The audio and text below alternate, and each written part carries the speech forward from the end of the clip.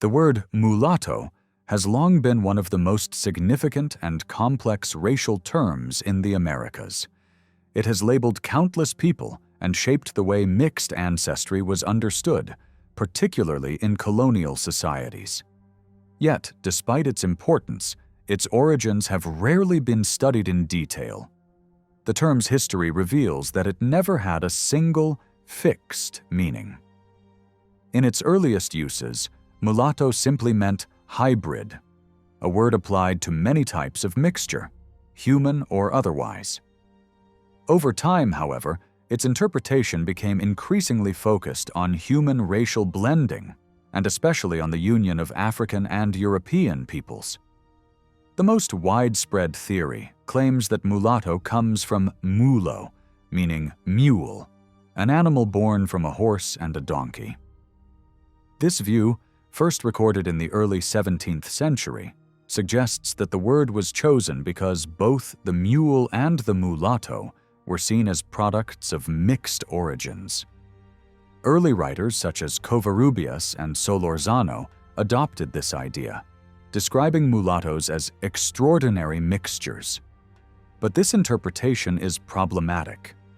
It was coined long after the term was already in common use, and it reflects the prejudices of later scholars rather than the intentions of those who first used it. Moreover, in the Iberian world, where centuries of contact among Africans, Arabs, and Europeans had already produced generations of mixed peoples, it seems unlikely that anyone would have needed to invent a new word based on an infertile animal to describe human variety. Linguistic studies show that mulatto probably developed from popular speech in late medieval Spain and Portugal during the long transition from Islamic to Christian rule. It may have been used orally for years before appearing in written form. The suffix "ato" was often used in Romance languages to indicate the young of an animal, suggesting that mulatto originally referred to a small or young mule. Over time, it may have acquired metaphorical meanings connected to hybridity or youth. Indeed, early Portuguese texts from the 16th century use mulatto to mean an actual mule, not a person, and laws from that era even restricted how many mulattoes, that is, mules, a landowner could raise. Only later did the word begin to describe humans of mixed ancestry. As the colonial empires expanded, mulatto became increasingly tied to the social realities of race. In Portuguese and Spanish America, it came to signify those born of African and European parents, though its application varied regionally. Some writers, especially in Portugal, emphasized the image of the male stallion impregnating a female donkey, a metaphor that carried disturbing racial and sexual overtones. The connection between animal breeding and human mixture reflected the colonial obsession with categorizing people by descent and skin color. Yet even as dictionaries repeated this animal-based etymology, actual usage in the colonies was more flexible, often blending meanings of color, ancestry, and social status. Ultimately, the evolution of mulatto reveals more about colonial ideology than about language itself. What began as a simple descriptive term, perhaps referring to a mule or hybrid animal, was transformed into a label loaded with social hierarchy, prejudice, and control. The word's journey from the stables of Iberia to the legal codes of the New World illustrates how language can mirror power, carrying with it centuries of conquest, mixture, and inequality. Arabic lexicons list several words that map onto ideas like mulatto, mestizo, or half-breed. Among the most common is muwalad, plural muwaladun, glossed as mulatto, half-caste, hybrid, or half-blood, though it also carries other senses. Hajin, plural hujana, likewise denotes a half-breed or hybrid. Older terms include kelasi, probably tied to a verb meaning to mix, and mojanes, related to Hajjan and used for half-breeds and half-castes. Some writers have claimed there is also Huderi, supposedly from Akdar green, used for mixed people. While Akdar does mean green, no reputable dictionary supports a derivative meaning mulatto, or person of color. A North African speaker suggested Kudairi might describe a shade of complexion, but not mixture. In modern usage, Kudari typically means a greengrocer. This matters because the 19th century Orientalist Dozy rejected an Arabic origin for the Iberian mulatto and dismissed muwalad as irrelevant. Yet there is a long-standing scholarly thread linking mulatto to muwalad and to medieval Iberian forms, like muladi and Portuguese malado. In Al-Andalus, muladi commonly named Christian natives who converted to Islam, or, more broadly, people of mixed Arab and local ancestry. Several historians note that the term was pronounced locally in forms that edge toward Romance spellings, and that it could also cover converts or adopted members of Muslim society. Portuguese sources preserve malado and related forms with a distinct service status meaning. Medieval charters and glosses use malado for household youths, dependents, and servants under a lord's authority. Feminine malada could mean a maid, concubine, or young woman bound to serve.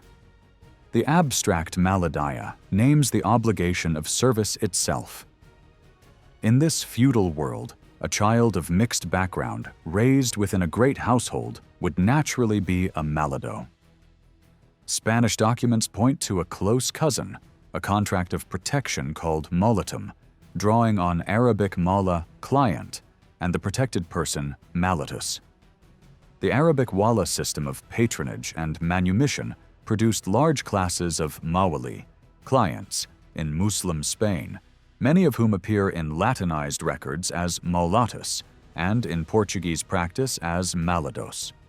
19th century philologists split over whether mulatto derives from muwalad or from mulo, mule. W. H. Engelman favored the Arabic path, defining mulatto directly from muwalad as the child of an Arab father and a foreign mother. Dozy countered that muwalad meant adopted, or new Muslim, and never mulatto, and insisted mulatto was a Portuguese word that first meant mule. Later scholars pushed back, noting that Arabic usage did extend muwalad to children of unequal social status, and, in some contexts, to those of Arab and non-Arab parentage, especially when the mother was African.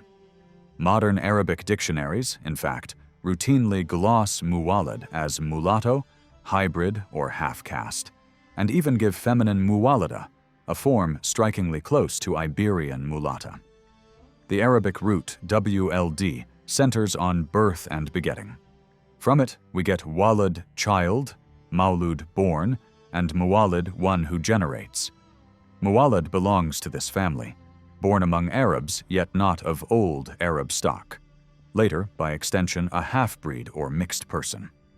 In places like Sudan, districts of muwaladun were known in city quarters, and the word could carry a pejorative edge when applied to lighter-skinned offspring of mixed unions.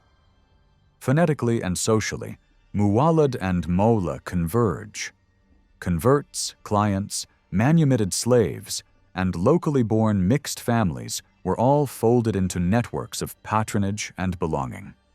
As these terms moved into Romance speech, they left multiple heirs: muladi for converts or half-Arabs, malado for dependents under service obligation, and, plausibly, mulado/mulado for people marked by birth and mixture. Given that medieval Iberian forms like Molites, Molita, and place names preserve transitional spellings, it is not hard to see how muwalad could morph along the road to mulatto. Pronounced correctly in Arabic, mola or mola would never be mistaken for muwalad. Once these words were filtered through Latin legal and notarial habits, however, the lines began to blur. Maula yielded mulat for the condition of clientage, mulatum for the protective contract, and mulatus or mulatus for the person bound to serve. In Portuguese records, this family of forms settled into malad and malad between the late 11th and early 14th centuries. Those spellings sit very near a separate Romance chain that reflects mualad, which Spanish lexicographers record as mualad, muelad, and related shapes. Add to this the Old Spanish muladi and Sacos moludines or mulados, and you can see the two streams flowing toward a shared phonetic shoreline. The timing is striking. References tied to mualad, such as muladi, cluster in the 10th century and earlier. The Maulat line shows up in the late 10th and early 11th centuries, and the Malad forms appear repeatedly through 1317. Santa Rosa de Viterbo even cites a 1317 Latin plural, maladis, a spelling that almost touches muladi. Yet social reality was moving on. It is improbable that Christians who embraced Islam in the 8th to 10th centuries would be called muwaladun forever. As Lévi Provençal notes, those converts intermarried with Berbers and Arabs and helped form an Andalusian people. In Christian usage after the reconquests, Muslims were simply Moors, not muladis, and within Islamicate society, the old labels likely faded except for fresh cases of conversion or mixed parentage. The more plausible story is that muladi belonged to an earlier epoch and receded, while Maulat and Malad carried forward the language of clientage, service, and patronage. Even so, muwalad would have survived in Muslim communities into the 16th century, probably wearing Romance clothes like muelad or mualad. Spanish often turns ue into u in Portuguese, which makes a path from muelad to mulado and, with one more step, to mulato. Maula also sits close to mula by sound, and Spanish and Portuguese muleto, which came to mean a support or crutch, may have absorbed something of Maula's sense of assistance and service. If Oliveira Marques is right that malado ultimately derives from muwalad, the root was tangled. Maula, the client or dependent, seems to have grafted onto muwalad, the locally born outsider or mixed person, which makes sense if many muwaladun lived in relationships of service to powerful households. From this perspective, there is a reasonable case that muwalad, or a fused Maula-Muwalad complex, slid over time into mulatto. The written record falls quiet after about 1317 and picks up again in the early 1500s, a gap wide enough for mulado or mulad to shift to mulatto. Meanwhile, muleto likely followed a different branch, stemming from mulo or mulito, and perhaps colored by Maula's service connotations. The two words were close enough in everyday speech to rub off on each other, and the mule status as a hybrid blurred meanings further. Portuguese and Castilian then drew their boundary between mulatto and muleto at different points. A revealing snapshot comes from Valencia in 1509, where a group of Muslim captives from Oran included a woman identified as muleta, age 30, with two small daughters. The most natural reading is that her Arabic name, Muwalada, was rendered phonetically as muleta by a Catalan or Castilian scribe who recognized or assumed an equivalence. By 1528, we have the first clear case of mulatto applied to people in a Portuguese royal proclamation about São Tomé, which speaks of the island's mulatto inhabitants without defining the mixture. Earlier decrees spoke of slaves, children, blacks, and free blacks, but not mulattoes. The new term seems to mark a social category everyone already understood in Lisbon and on the island, quite possibly people born and raised within a network of dependency on white settlers and the crown, many with intertwined Jewish, African, and Portuguese roots. Whether those mulattos moradores were named for biological mixture, for a clientage status that echoed older Maladia relations, or for both remains uncertain. What is clear is that the word soon began to carry an additional job. It became a color. The 16th century is full of color tags like membrillo cocido, leonado, loro, pardo, and moreno. Mulatto joined them. The mule's usual coat sits in the same spectrum as loro and stewed quince, and early writers sometimes described peoples as color mulatto membrillo cocho. Archival traces from the Canaries hint at this chromatic turn. A 12-year-old called a Morisca Lora in 1539 sits beside a 35-year-old noted as Morisca Mulata in 1558, and elsewhere a Morisca Blanca Bozal turns up. Lora and Blanca clearly mark hue. Mulata likely does as well in that setting, displacing Lora as a shade for a Muslim woman whose exact parentage was unknown. By 1582, we find a skilled refinery worker described as a Negro amuletado. The verb behind that adjective, amulator, literally to become mulatto-like, points to an evaluative label based on appearance rather than a fixed genealogy. Parallel formations existed for Negro, which further suggests that these categories were descriptive and situational, not rigidly genetic. Travelers writing in Italian echoed the same usage. Sassetti, journeying with the Portuguese in the 1580s, called one ruler of good bearing a man of mulatto color, and said another's complexion was much clearer than mulatto. In Castile, Rosal, around 1601, remarked that people once said loro, where now they say mulatto for someone not truly black. Quevedo, a few decades later, could joke about a pan mulatto, a loaf the color of a mulatto. Lists that pair mulatto with membrillo cocido and other shades, especially in notices describing runaways, reinforce the sense that mulatto worked as a color term.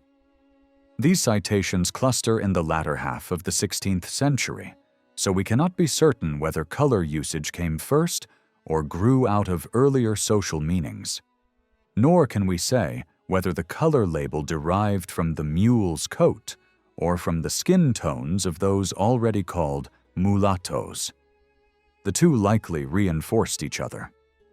What we can say is that by the end of that century, mulatto functioned as a color range and, at the same time, retained a more intricate social and genealogical resonance. It's useful to step away from debating where the word mulatto came from and look squarely at how it was used before 1650. Up to this point, there is nothing in the record that compels us to tie the label to any single pairing of ancestries, such as a strict black-white mix. Who it was applied to and why has to be read from early documents. The earliest modern appearance sits in a Valencian court order dated February 12, 1498. The bailiff instructs his officer to bring in la mulata at the center of a dispute between a Christian buyer and a Muslim seller, adding that the animal or person would be sold within 5 days if the debt was not settled. The context and language point strongly to a female mule rather than a woman. In records of this period, female people are named as slaves or captives, not solely by a color tag, because a label like mulatta would not, by itself, establish legal status. The price also leans toward livestock. A decade later, lots of enslaved men were selling near 18 ducats each, a boy for 15, and a man together with a mule for 20,000 maravedis, which implies a mule could match a person's market value. The grammar does not rescue a human reading either. The preposition used with levar appears with animals as well, and later in the same files mulatta shows up without that marker. a 1506 order from the same court makes things plainer. A local Muslim had been advanced money to purchase mulattas and was being hauled in, clearly over goods. Here, mulattas reads naturally as young mules or even crutches in the broader Iberian sense, not women.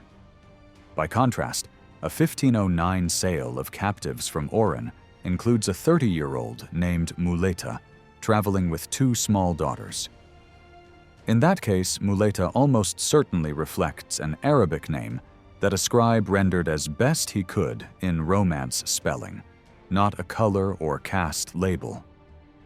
Portuguese sources add early human usage.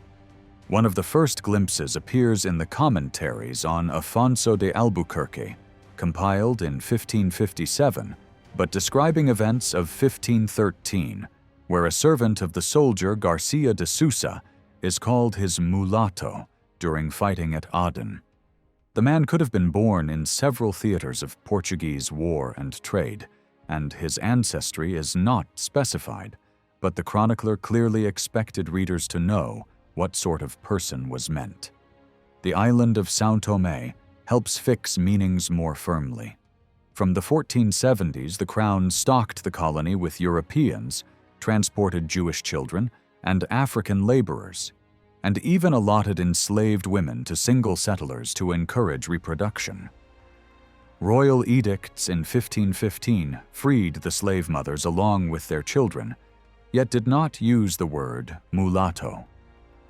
That word appears in a 1528 decree that opened town office to mulatto householders with property, and the king offered no definition, suggesting a category already understood on the ground.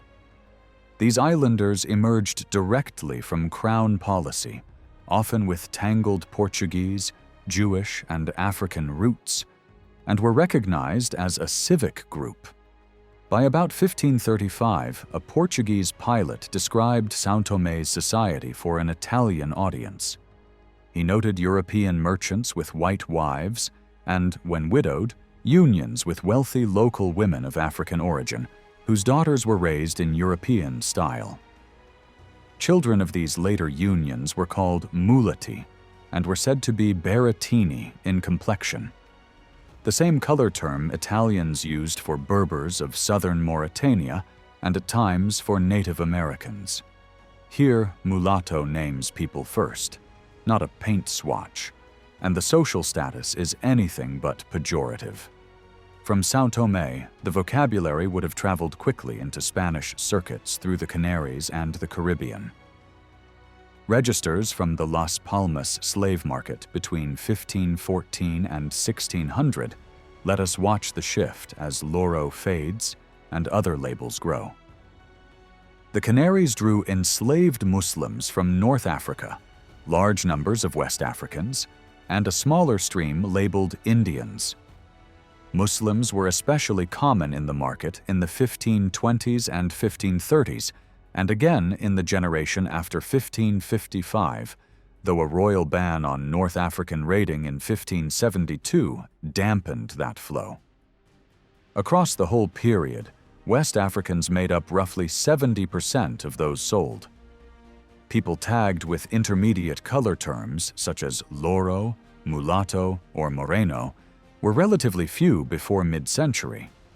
But after 1558, their numbers rose sharply each year. The sex balance of these intermediate sales after 1570 is revealing.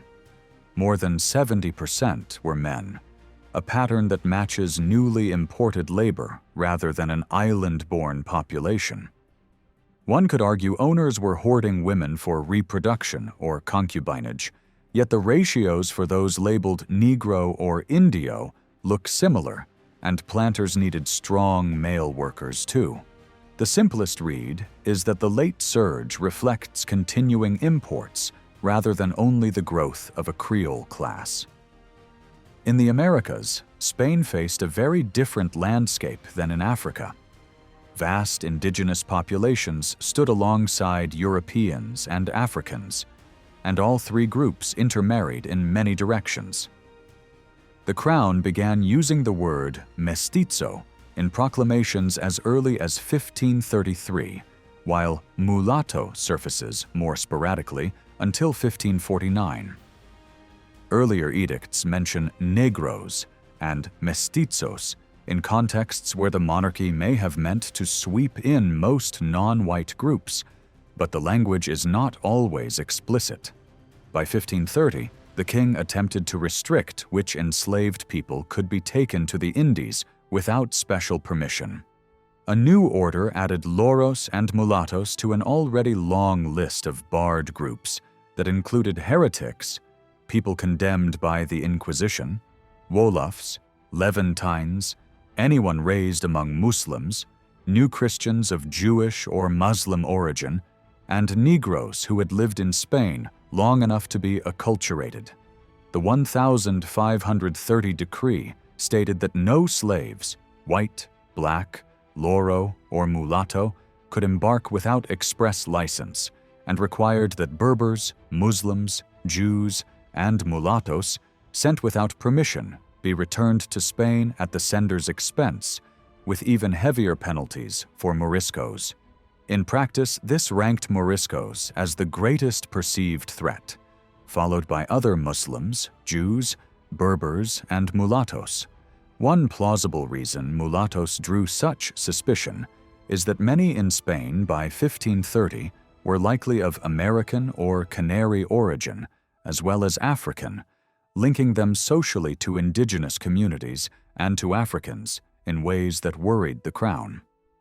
A 1543 ruling clarified that licenses for shipping Negroes could not be used to cover mulattoes or other people who are not Negroes, citing unspecified problems.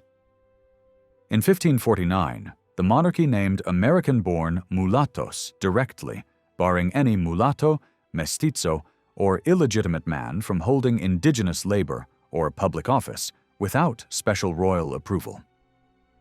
Around 1550, mestizos who were neither established settlers nor the legitimate sons of settlers were further restricted from supervising indigenous people. That same year, encomenderos, their relatives and guests, as well as mestizos, mulattos, and negros, whether free or enslaved, were told not to reside within indigenous towns attached to an encomienda. A sweeping prohibition in 1563 banned Spaniards, Negros, mulattos, and mestizos from living in indigenous villages and missions, arguing that their presence fostered abuse and bad example. The only exception was for children of indigenous women who were born and raised among them, whether mestizos or the regional category known as zambaigos. In Peru, before 1560, mulatto commonly covered both African indigenous and African European mixes, and was often treated as a subtype of Negro. The term Zambo had not yet taken hold there for African indigenous people, though by the later 16th century it began to replace mulatto in parts of the Andes. In Mexico, the older usage lingered. Records still call African indigenous people mulattoes well into the mid-17th century. Ambiguity around mestizo sometimes led the Crown to define it narrowly. In 1559, when the monarchy extended the right to study in Spain to mestizos, it specified they were the children of Christians and indigenous women, implying that the word could otherwise be read more broadly. By 1,561 individuals identified as mulatto were receiving travel permissions at family request. By 1562, royal writers worried that the number of mestizos and mulattos was growing quickly, and that these groups posed political risks. In 1566, authorities moved to limit arms-bearing among indigenous people, mestizos, and mulattos. In 1568, the Crown barred mulattos and zambaigos from carrying weapons, but allowed some mestizos to do so under license if they lived among Spaniards and kept household and farm. A particularly candid 1568 report from New Spain notes that Negros were marrying both negras and Indias, producing many children called mulattos, and that mestizos, being raised by their mothers, tended to align with non-white kin networks. Later that year, the King's Council added that mulattos were appearing as children of Negros and Indias, as well as of Espanols and Negras, some of them artisans, others serving Spaniards. Social rules tightened alongside these observations. In 1571, free or enslaved black women and mulattas were forbidden to wear gold, pearls, or silk, with an exception for those married to Spaniards, a small clue that many mulattas were born free to indigenous mothers. By 1574, Mexico's viceroy warned about uprisings among indigenous people, mestizos, mulattos, and negros, and noted the rapid increase of mulattos relative to mestizos. He asserted that mulattos were physically and practically more formidable than mestizos, whom he framed as sons of Spaniards, and urged that children of Negroes and mulattos with indigenous women be enslaved, and that such marriages be prohibited. Around the same time, Juan López de Velasco surveyed conditions across the Americas and drew sharp lines. Besides Spaniards and Creoles, there were many mestizos, the offspring of Spaniards and indigenous people, and their numbers were growing everywhere. He then emphasized that there were also many mulattos, children of Africans, and indigenous women, often called zambaigos in some regions, and that they were considered the most troublesome and despised group. He added that there were fewer mulattos born to Spaniards and African women, simply because Spanish men more often had relations with indigenous women. His summary helps explain later dictionaries and local definitions that ignore white African pairings. The African-indigenous combination was far more common. Regional chronicles reinforce this usage.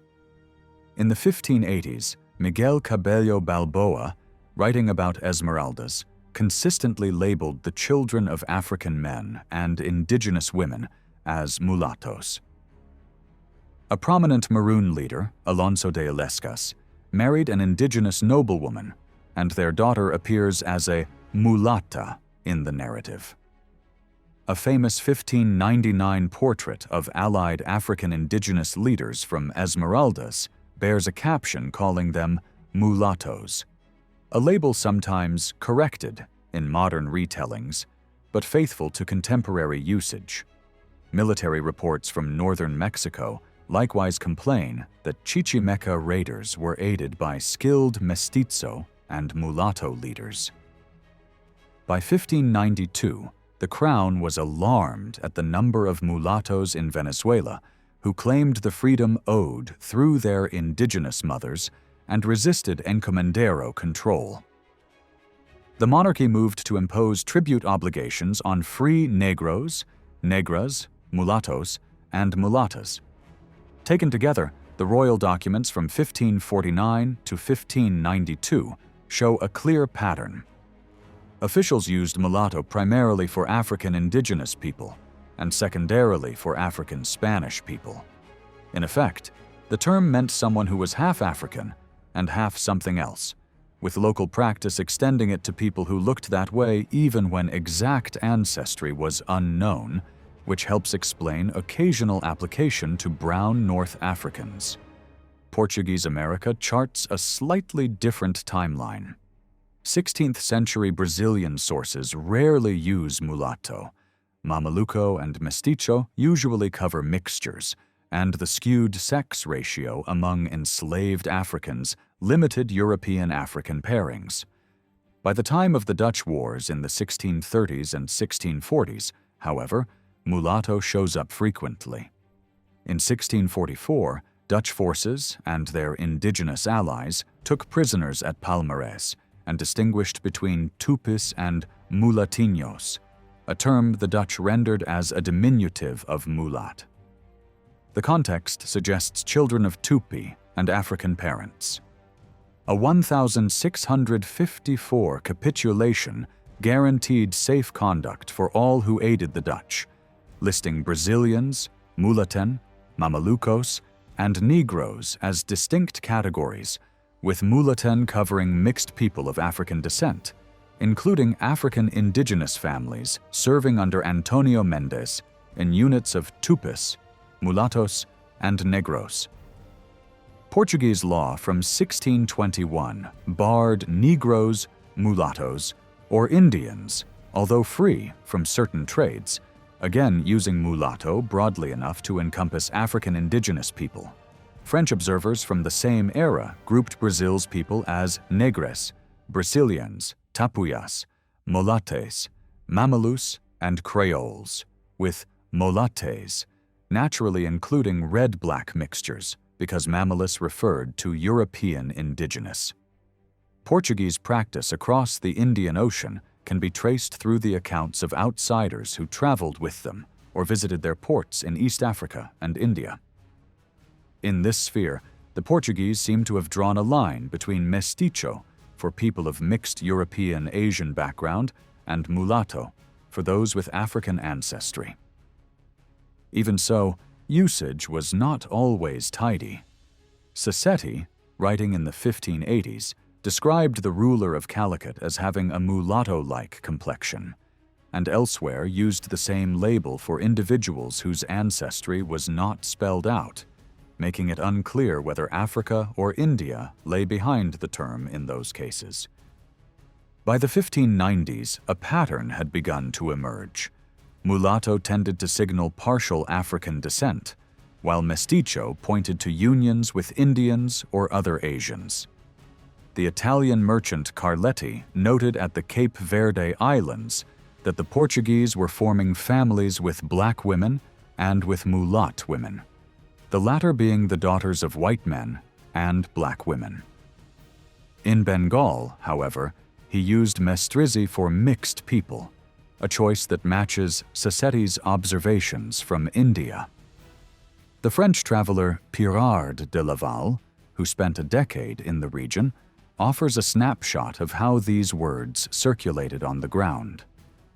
In the Maldives, he mentioned a 17-year-old servant whose father was a man from Ethiopia and whose mother was a woman of the islands. Locals called the boy a mulastre. In India, he reported that the Portuguese kept many enslaved Africans, called cafre, and that the children of Portuguese with cafre, or with people from Guinea, were called mulattos and stood socially alongside the mestizos. He also used métisses and métifai for Portuguese soldiers in India. When he turned to the Atlantic and Brazil, he kept the same logic. The offspring of Portuguese and cafre were labeled mulastre. Put together, the Indian Ocean evidence suggests the Portuguese were building a naming system parallel to the Spanish one in the Americas. Mestizo narrowed toward mixtures with Asian or American peoples, while mulatto marked mixtures involving Africans. As in the New World, mulatto could also cover African-Asian unions in Asia. Brazil, however, did not fully follow this tightening. There, mestizo generally kept its broad, catch-all sense of mixed ancestry. Early Portuguese definitions reinforce this arc. The pioneering lexicographer Cardoso, writing before 1569 and reprinted for more than a century, glossed mulatto with the Latin hybrida and treated it as essentially the same as mestizo. In other words, the earliest dictionary tradition framed mulatto as a kind of hybrid, a sense that closely matches the Arabic muwallad. Barbosa's dictionary ignored mulatto as a human category and defined only mestizo, again in terms of hybrida. By the 1630s, commentators began to sharpen the social meaning. Faria, annotating Camoens, explained that the peoples of the Indian Ocean, described as dark, resembled those whom the Portuguese called amuletado or pardo. he added that the children of black and white parents were called mulattoes, a label he linked to the idea of a union of opposites, and he cast this in explicitly negative tones. Pereira, in 1646, still aligned mulatto with hybrida, but now folded in a bundle of old Latin usages about mixed parentage, illegitimacy, and animals, keeping the moral baggage without clarifying lived practice. Around 1700, we begin to see more concrete, lineage-based glosses. The Italian cleric Zucchelli, reporting from Bahia, described a sizable olive-colored population whom he called the illegitimate children of white men and black women, commonly known as mulatti or pardi. He almost certainly overlooked indigenous ancestry that would have been present among many of these people, but his phrasing captures a growing obsession with black-white unions. Dutch sources of the same era often collapsed multiple colonial categories into color terms, like swart and Moor, showing how European languages themselves blurred lines between Africans and darker peoples of Asia and the Americas. Bluetow's monumental Portuguese dictionary, published in the early 18th century, made the shift explicit. Mulatto became the son or daughter of a white and a black parent, though he also noted you could still call a mulatto a hybrida and sent readers to the entry for mestizo. He defined pardo as a color between white and black and cross-referenced pardo person to mulatto. For mestizo, he preserved the older, wider scope that encompassed a child of a Portuguese and an indigenous American parent. He also described trigueiro as a wheat brown that leans toward pardo and toward black. 18th century bilingual dictionaries carried over the black-white formula, sometimes layering on European concerns with differences of religion or nation, reflecting metropolitan preoccupations more than colonial realities. A Brazilian-born reviser, Antonio de Moraes Silva, pushed further in 1789. He extended mulatto to include the child of a mulatto and a white person, effectively moving toward fractional ancestry. At the same time, he allowed that such a person could also be a mestizo. This shift signals an 18th century turn to classification and rank, with race thinking hardening into finer gradations. It is hard to know how closely this matched Brazilian speech, since Moraes Silva omitted many local labels. 19th century compilers continued to fuse ancestry talk with appearance. Translators equated Berbers with pardos or amuletados, treating North African browns as mulatto-like. Dictionaries began pairing mulatto with descriptors like extremely dark or wheat-colored, or with the shade of coffee with milk, and even with regional cattle markings. In practice, color and look outweighed proof of lineage. In Brazil especially, the word often drifted toward any striking medium brown person presumed to carry a hint of African heritage. Portuguese lexicography has long favored metropolitan usage and a stark black-white axis, understandable given African colonies and the Atlantic slave trade, but misleading in Brazil. There, Negro did not always mean African, Branco did not always mean unmixed European, and the colonial population was deeply blended. Key labels for African indigenous mixtures, such as Cafuso, Caboret, and Curiboca, arrived late or were used inconsistently. Early dictionaries define Carafuz vaguely as a man with a dusky face, with little sense of Brazilian nuance. Only in the 19th century do we find Cafuso firmly applied to African indigenous people in parts of Brazil, with Caboret used elsewhere. Curiboca appears in the 17th century for African indigenous children in some sources, yet in most regions it came to mean European indigenous descendants. The jumble makes it likely that, for a long stretch, mulatto and pardo did much of the classificatory work for all kinds of African mixes, whether with Europeans, indigenous peoples, or both, while day-to-day assignment leaned on how someone looked. By the late 18th and 19th centuries, Brazilian records confirm how elastic these categories were. A São Paulo census from the 1790s counted only whites, blacks, and mulattoes. A century later, the state recorded whites, blacks, caboclos, and mestiços, with the combined share of caboclos and mestiços closely matching the earlier mulatto percentage. Many similar examples show that mulatto and mestiço could function interchangeably with pardo, and that triracial Brazilians typically fell under mulatto in practice. In other settings, African indigenous people might be counted as Negroes or Pretos. Everywhere, appearance powerfully shaped which label stuck. Mid-20th century figures underline the point. One careful analyst estimated that more than a quarter of Brazilians in 1950 were of mixed African, indigenous, and European descent. The official category was mestiço, yet English summaries casually rendered it as mulattoes. The language had not settled the boundaries because ordinary usage never depended solely on bloodlines. It rested on local habits, visible traits, and shifting social hierarchies.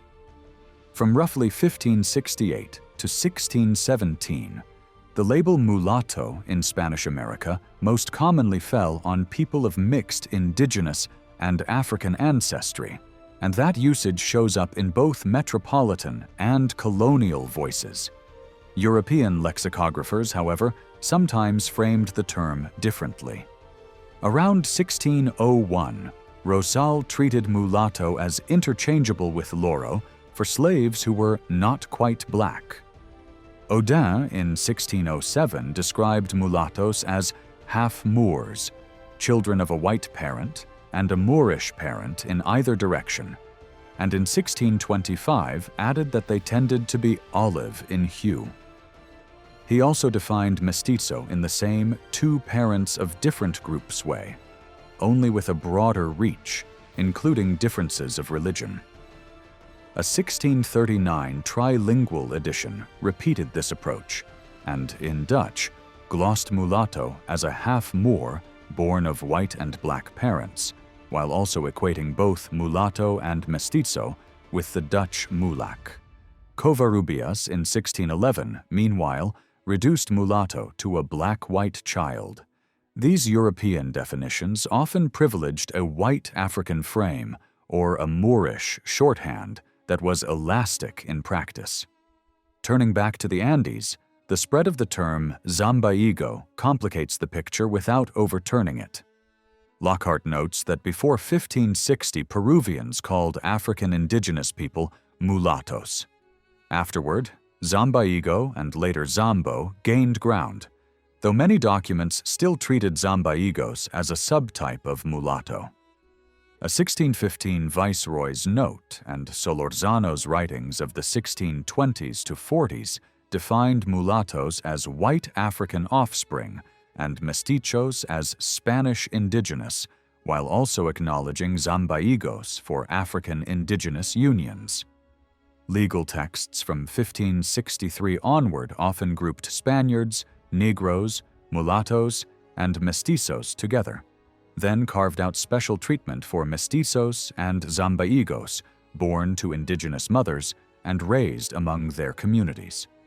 In other words, Zambaigo worked as a legal tag in Peru for a particular kind of mulatto when the mother was indigenous and free. Outside Peru, the older usage endured. In 1659, for example, the Crown described 5 children of an enslaved man and an indigenous woman in Tucumán as mulattos. Mexico shows a similar pattern with even less use of Zambaigo. Bowser was right that Afro-Indians were still called mulattos well beyond 1650. In 1682, the king barred anyone who was not a fully indigenous child of 2 indigenous parents from holding offices in indigenous towns, listing mestizos and mulattos among those excluded. That decree assumes many mulattoes were partly indigenous.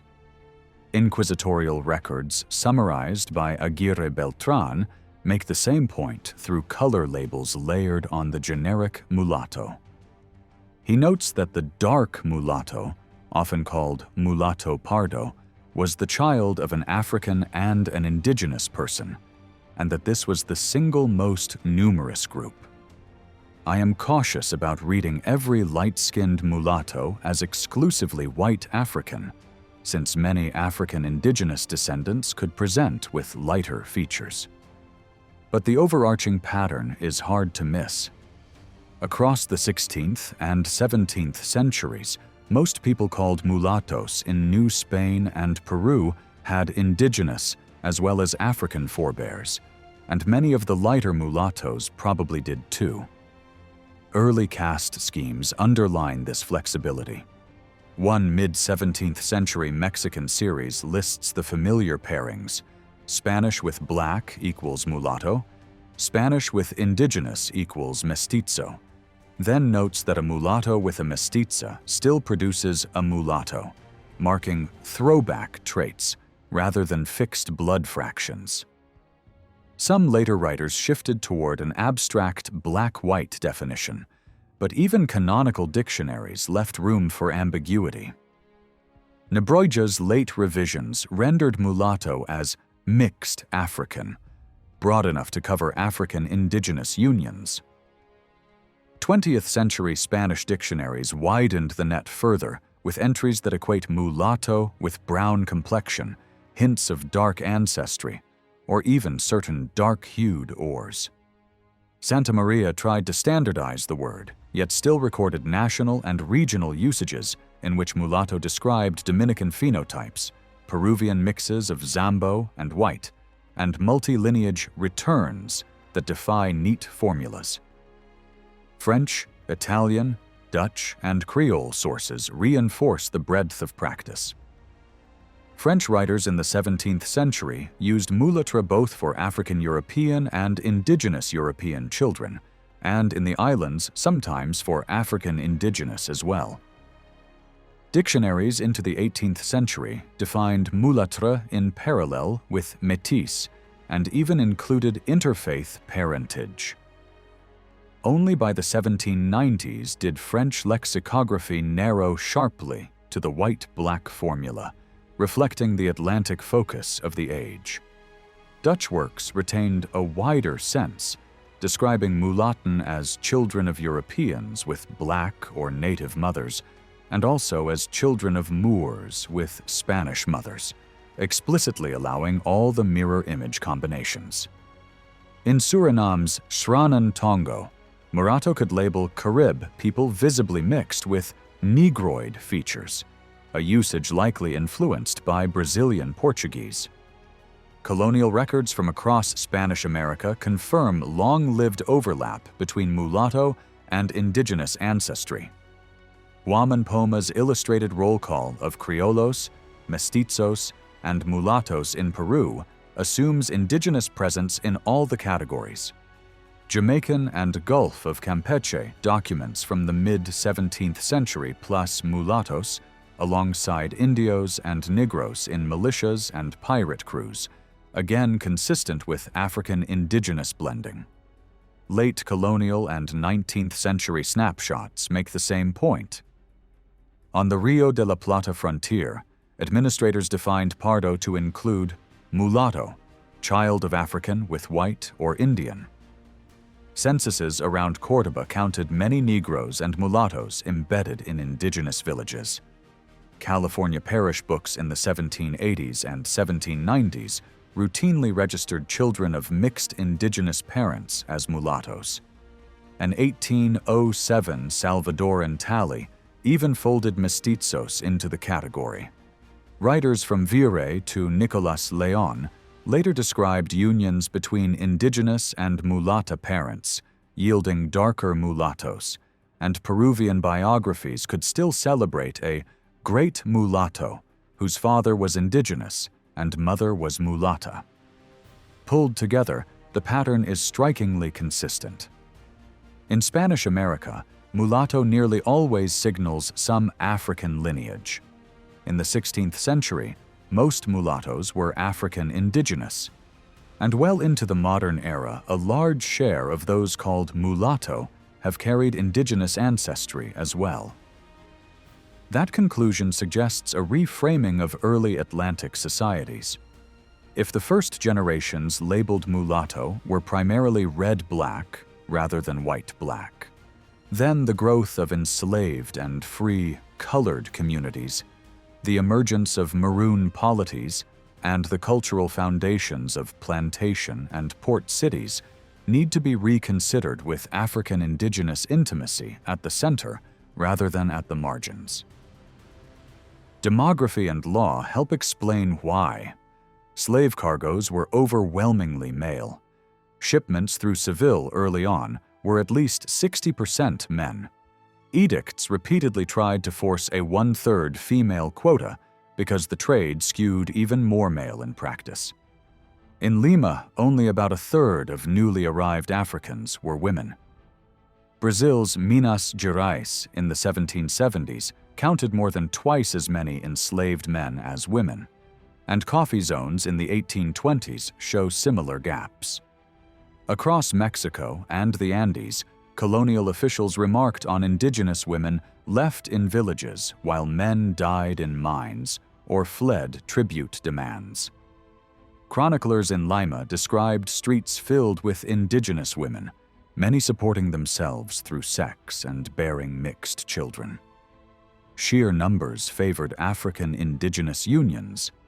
By the 1570s, Spaniards and their mestizo descendants may have numbered around 25,000 adult males, Africans around 27,000, while Spanish and African women together likely totaled under 20,000. In contrast, millions of indigenous women lived within imperial reach. Social and legal incentives reinforced the arithmetic. After the mid-16th century, most indigenous women were legally free, and the child of an enslaved African man and a free indigenous woman inherited freedom from the mother under prevailing rules. Viceroy Martín Enríquez complained in 1574 that indigenous women preferred Africans, and Africans preferred indigenous wives because their children would be born free. Authorities spent decades trying to block other manumission routes, including marriages, because they could see a free mixed population multiplying outside masters' control. The result was a rapid rise of free mulattoes and, in some regions, zambaigos, created not by individual manumissions, but by alliance with free indigenous women. Crown officials raged at these communities because they were mobile, armed, and often linked to indigenous resistance or maroon settlements. Observers like López de Velasco underlined the asymmetry from the Spanish side as well, noting that few mulattoes were born to Spaniards and black women simply because Spaniards had so many indigenous partners and so rarely married either indigenous women or Africans. In short, the earliest mulatto world of the Americas was built above all through African indigenous unions, and that origin left deep marks on law, language, militia organization, and everyday social life for centuries. Let's turn to royal decrees and other records that speak plainly about unions between indigenous people and Africans, setting aside the dictionary-style definitions already covered. A 1541 mandate ordered enslaved people to marry lawfully after reports that African men were keeping large numbers of indigenous women, some willingly and others under pressure. In 1551, the Crown noted that many Africans kept indigenous women as concubines or mistreated them, and it restated those concerns in 1584. Then, in 1572, a directive declared that children born in the Indies to African fathers, whether those fathers were free or enslaved, and indigenous mothers were to pay the same head tax as other native people, despite claims that they were not truly indigenous. Earlier that year, the monarchy had already insisted on this tribute, indicating that these mixed children themselves were asserting a different status. In 1574, the Crown observed that many Africans and their mixed descendants had gained freedom and accumulated some property, and it extended the tribute to most of them. By 1577, officials admitted that collecting tribute from these groups was difficult because they lacked fixed settlements and moved frequently. Around the same time, Lopez de Velasco warned about the growing number of children of African men and indigenous women whom he disparaged, a sentiment that probably reflected the state's frustration at taxing people who evaded control or joined resistance movements.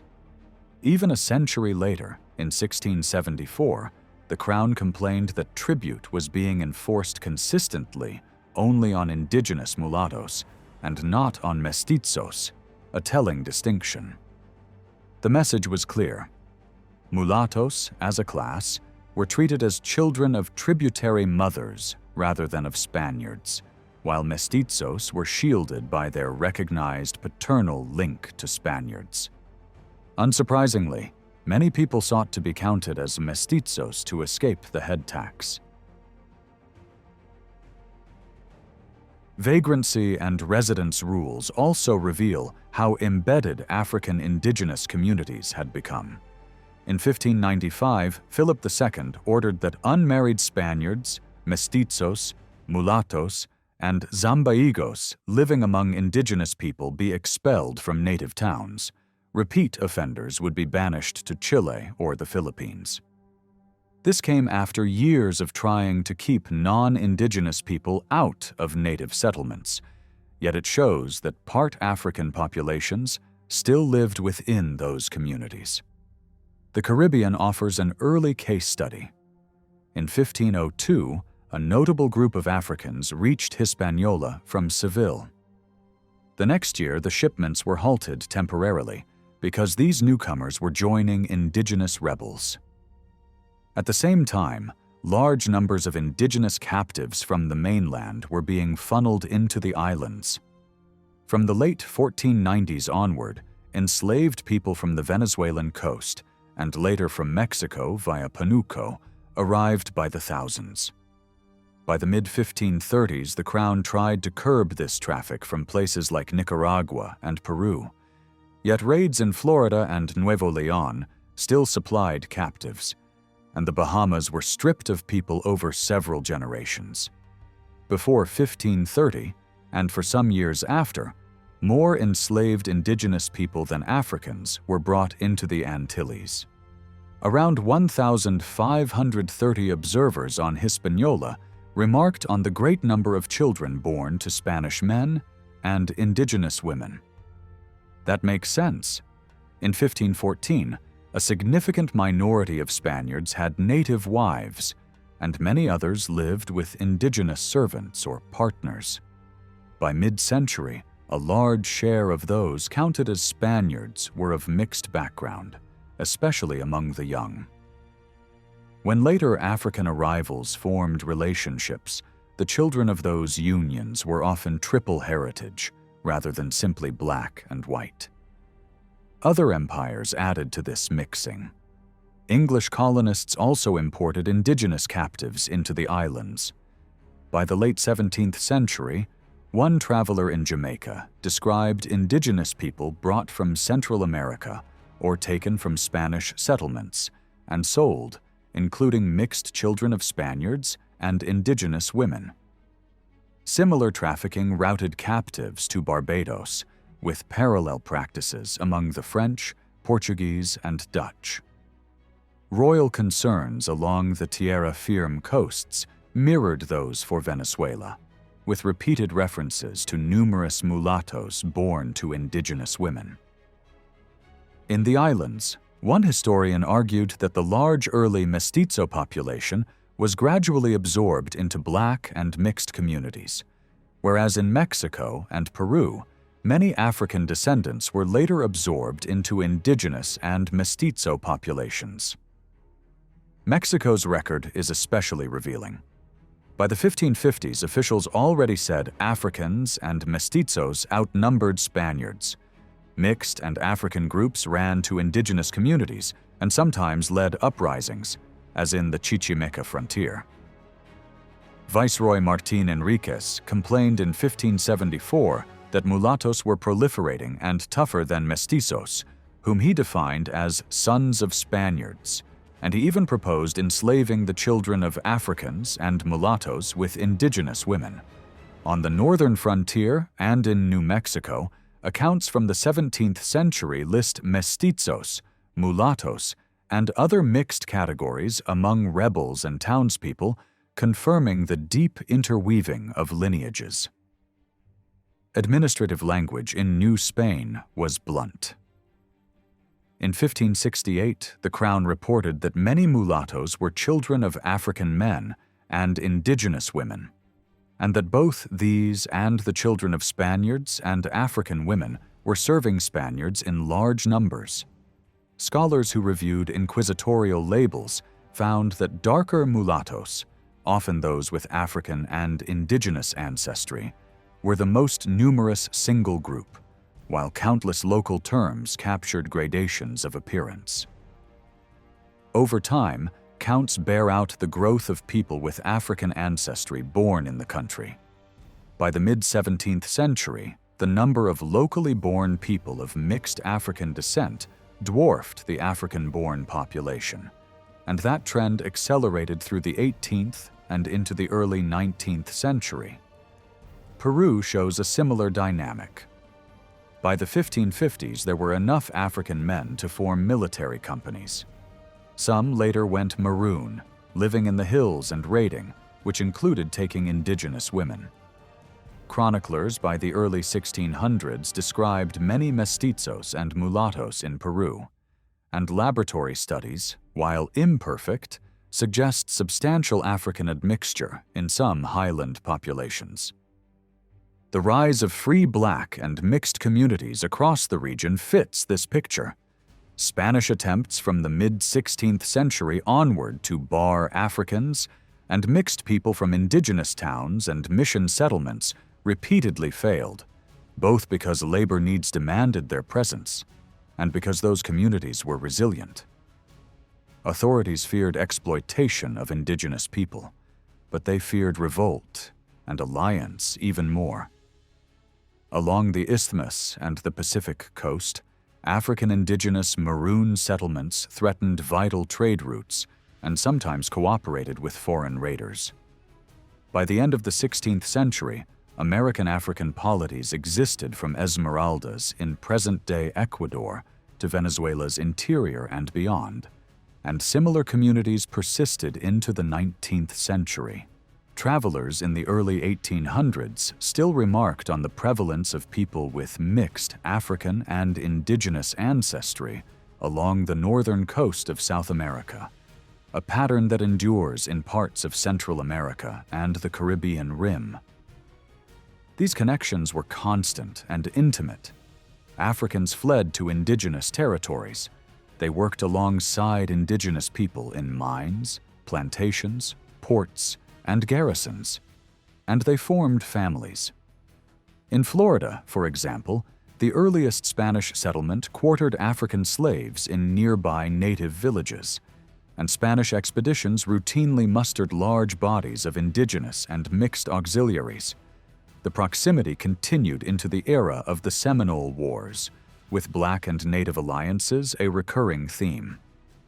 The cumulative evidence is hard to dismiss. Intermarriage and informal unions between Africans and indigenous people were common across the first century and a half of colonization, and provide the most plausible origin for the early free population of African descent. Continued enslavement of indigenous people and the impulse of owners to hold on to children who were legally free through their mothers further blended populations within slavery as well. It is therefore reasonable to conclude that, in the formative decades, Africans partnered more often with indigenous women than with Europeans, creating a large, enduring class of mixed descendants. All of this suggests a reset in how we tell the story of population formation in the Americas. The term mulatto in Spanish America initially pointed, above all, to African indigenous people, and its meaning shifted with time and place. Across the centuries, it narrowed, broadened, and overlapped with other labels. Yet, if we center African indigenous unions at the start, much about law, tribute, militias, maroon societies, and everyday life falls more clearly into place. Much of the recent academic and popular writing in the United States has downplayed how widespread Native ancestry is among African Americans, and how often African ancestry appears among Native communities. That blind spot matters. It distorts how we interpret the roots of music, storytelling, kinship, and other cultural forms. It also erases a sizable red-black population, people of mixed indigenous and African descent, who have typically been lumped into a single black category by scholars and by law. A similar oversight surrounds the scale of indigenous enslavement in early North America, a history with major implications for both Native and African American pasts. There have been notable exceptions.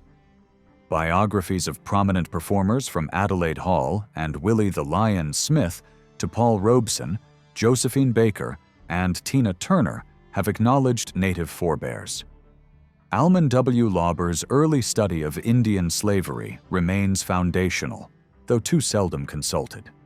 Earlier scholars also pointed directly to sustained contact and mixture between Africans and Native peoples, a thread that largely unraveled after the 1930s. Late 19th century federal ethnology already observed that a significant share of Southern African Americans carried indigenous ancestry. James Hugo Johnston's 1937 dissertation argued that Indian and African slaves intermarried in the colonial era, that many labeled mulatto actually descended from 3 ancestral streams, and that the mixed population of the United States emerged from the union of Native, African, and European peoples. He emphasized how indigenous slavery along the eastern seaboard fed this process, and concluded that Native bloodlines persisted within African American communities. Other early writers echoed him, noting that free-colored populations frequently included people of Indian origin, and that enslaved Indians were gradually absorbed into black communities. Anthropologists such as Ashley Montague later highlighted how mixture began in the Caribbean almost immediately after contact. Many enslaved people sent north had already blended with island or mainland natives, and that interweaving continued in North America. Despite this, modern depictions often strip away the native strand, as seen when later adaptations of well-known family histories dropped indigenous forebears. More recent historians have restored parts of the picture with studies of native nations and their African allies and kin in the Southeast. Yet the broader narrative still tends to minimize the red-black connection. If we aim to measure the depth of this relationship, we must return to the sources and get the vocabulary right. Early English writers adopted the Spanish word mulatto and used it widely in the Caribbean and South America. Spanish usage strongly suggests that, in practice, many so labeled were half African and half indigenous. John Minshew's English dictionary around 1600 captured this precisely, defining a mulatto as the child of a black Moor and someone of another nation. Other early lexicographers either ignored the term or treated it loosely, but by the mid-17th century, definitions commonly described a person with one African parent, and a parent of another background. By the early 18th century, some English references explicitly recognized African Indian parentage, and encyclopedias described mulattoes in the Indies as the offspring of a Negro and an Indian in either direction. Over time, English dictionaries drifted toward a narrower formula: union between a black person and a white person. Samuel Johnson popularized this shift in the mid-18th century, and later works reinforced it. Even then, everyday language kept a broader sense alive. Writers used mulatto as a color word for tawny or brown tones, and travelers applied it to mixed groups whose exact origins were unknown, which fit realities in port cities and plantation zones where ancestry was often opaque. The law did not always follow the dictionaries. Virginia's 1705 statute barred Negro, mulatto, or Indian people from office, and then defined mulatto in a striking way. The children of Indians, along with the children, grandchildren, and great-grandchildren of Africans, were all to be counted as mulatto. That meant a native person mixed with a European could be legally classed as mulatto, while a person with African ancestry to the third generation also fell under the term. Later revisions tied mulatto to fixed fractions of African ancestry, then replaced the word with colored person, a change that masked earlier legal nuances but did not erase them in practice. On the ground, officials and neighbors often assumed that anyone called mulatto carried a set proportion of African ancestry, regardless of how the law was written decades earlier. Petitions and gubernatorial letters in the 19th century show how authorities toggled between older and newer definitions, sometimes treating reservation communities as free mulattoes, sometimes carving out an Indian status only if African ancestry could be ruled out. Court cases reveal another layer. Virginia judges sometimes found litigants white if their non-European ancestry seemed remote. South Carolina followed a different path influenced by Iberian categories. In 1719, lawmakers decided that enslaved people who were not entirely Indian would be taxed as Negroes and grouped Mustis and mulattoes with them, a direct admission that both terms often referred to those with indigenous ancestry. By the 19th century, South Carolina courts defined mulatto by visible mixture and popular understanding rather than strict fractions, effectively treating the term as a proxy for person of color. When claimants asserted Indian descent to escape the disabilities of that status, they had to prove free Indian lineage with no African line at all, a high bar that many could not meet given slavery's long reach into native communities. Taken together, the dictionaries, statutes, and court opinions tell a consistent story. In early use, mulatto commonly encompassed people of African and indigenous descent, not only African and European. Over the 18th and 19th centuries, English definitions narrowed toward black-white mixture, while American law and local practice continued to apply the label to red-black people when it suited taxation, policing, or exclusion. Recognizing that history makes the red-black population visible again and forces a reconsideration of how we understand culture, identity, and belonging across early North America. The 1850 South Carolina decision makes one point plain.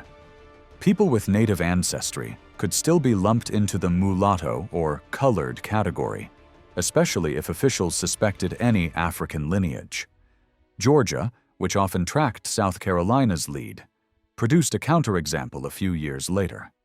There, a wealthy Spaniard from Florida, alleged to have both African and native forebears, was ruled a mulatto by a lower court, only for the state's high court in 1856 to reverse the finding and recognize him as white.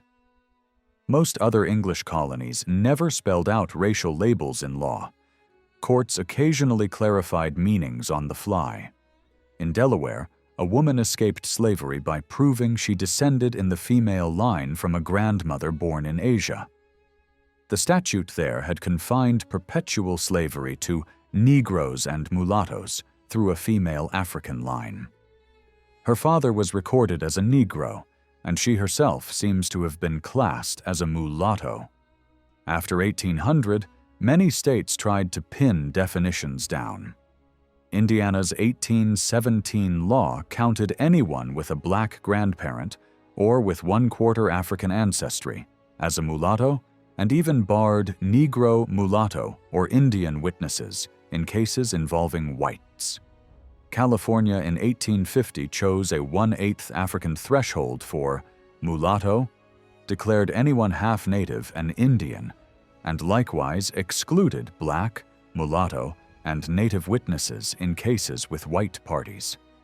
Most such statutes ensured that nearly any African-native mixture would fall inside mulatto if the African fraction met the specified cutoff. Alabama collapsed categories even further. Negroes, mulattoes, Indians, and all persons of mixed blood with any African or Indian ancestry to the third generation were all treated alike in court. In 1859, an Alabama court labeled people of mixed Native, African, and European descent as mulattoes. Tax and census practice often widened these legal nets. Early Virginia county rolls listed free taxpayers without racial tags. By the 1810s, clerks began marking free Negro or mulatto beside names. In central Tidewater counties, families traceable to the Chickahominy and other native communities were routinely called mulatto. Two small reservations in King William County generated fewer tax entries because the land itself was exempt. But relatives living off reservation lands were labeled mulatto or free-colored. It was rare before the Civil War to see anyone explicitly classified as Indian on Virginia rolls. Federal enumerations followed the same arc. In 1790, free people were either white or all other free persons except Indians not taxed, a bin into which many native families were placed. Later, censuses standardized free person of color for non-whites, sweeping in native communities from Maryland to the Carolinas and Virginia. By 1830, the index of free heads of household includes entire Cherokee neighborhoods in Georgia as people of color.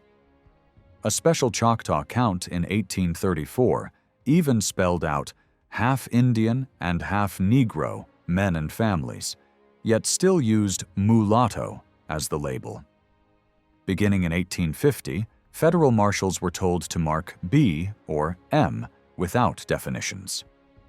In Tidewater, Virginia, Pamunkey, Mattapony, and Nansemond households were overwhelmingly marked M, even when local courts recognized them as Indians. One Nansemond community secured a judicial statement in 1833 affirming Indian status. Yet 2 decades later, many of the same families were recorded as mulatto in the census. Nationwide, roughly a third of free people of color in 1850 were marked M, compared with a small fraction of the enslaved. Strong evidence that mulatto often tracked perceived mixture or native ties rather than known African parentage. Individual lineages reveal the mechanics. The Dungy family, rooted around the Pamunkey and Mattapony reservations, appeared as white Tithables in the 1780s, as free people of color in the early federal counts, and as mulattoes on local rolls after 1813. In 1825, John Dungy petitioned the legislature to remain in Virginia with his wife, describing himself as descended from the original inhabitants of the colony. The Sampson and Langston families, long recognized at Pamunkey and represented among Indian students at William and Mary, were classified as free-colored in the 1830s and mulatto in 1850. The Nottoway Reservation shows the same pattern. Full-blood Indians and their children by white spouses appear as free people of color, and the Scholar family, without African ties, was nevertheless recorded as mulatto. In Richmond, an Indian merchant named William Scott was charged as a free Negro in 1853. When he pleaded that he was an Indian, other mixed communities track similar trajectories. The Going or Gowan family likely descends from a 17th century Indian servant. By the mid-18th century, they were listed as mulatto militiamen in North Carolina, and thereafter as free people of color across the Upper South. By 1870, the federal census defined mulatto to include anyone with any detectable African ancestry, and later, instructions made Negro the default for most Indian African households, unless native ancestry clearly predominated and was recognized locally. The 1980 form reinforced the logic by allowing only one racial box per person, with white listed first, then black, then Indian, a sequence that pushed anyone marking both black and Indian into the black count. Beyond statutes and censuses, everyday usage shows the same elasticity. 17th century travelers in Mexico and Central America used mulatto broadly for tawny, brown, or visibly mixed people, without parsing precise parentage. In 1673, Yuchi warriors in the Appalachians spared 2 mulatto women while killing whites and blacks, a clue that the women were mixed with native ancestry. Virginia records called the illegitimate children of white women by African, Indian, or mixed fathers mulattoes. And one colonial writer casually referred to a native ally as a muletto comrade. South Carolina missionaries baptized a girl of Indian mother and white father as a mulatto. An English observer in 1724 proposed musti for Indian African children and mulatto for European African children, but Virginia clerks rarely adopted that split and persisted in calling Indian African people mulatto. Well into the 19th century, free registries described Indian families with color terms like very bright mulatto, almost white, and noted long, straight hair as a visible marker, while still filing them under the same umbrella. Delaware's mid-19th century courts used mulatto laws to restrict Indian communities' purchase of arms or movement across state lines, treating any hint of African ancestry as dispositive. In North Carolina, the people now known as the Lumbee were consistently called mulattoes in the censuses, and by local whites, even when observers acknowledged Cherokee ties or described leaders whose features and hair matched indigenous norms. As one anthropologist later summarized, North Carolina practice made mulatto a catch-all for mixed natives, unless a person was considered full-blood. By definition, most mixed Indians were recorded as mulatto. Across these records, the through line is clear.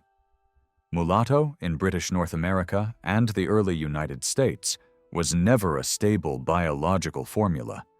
It floated between law and common usage, often serving as a catch-all for anyone visibly outside white, and it regularly captured native African families as well as European African ones.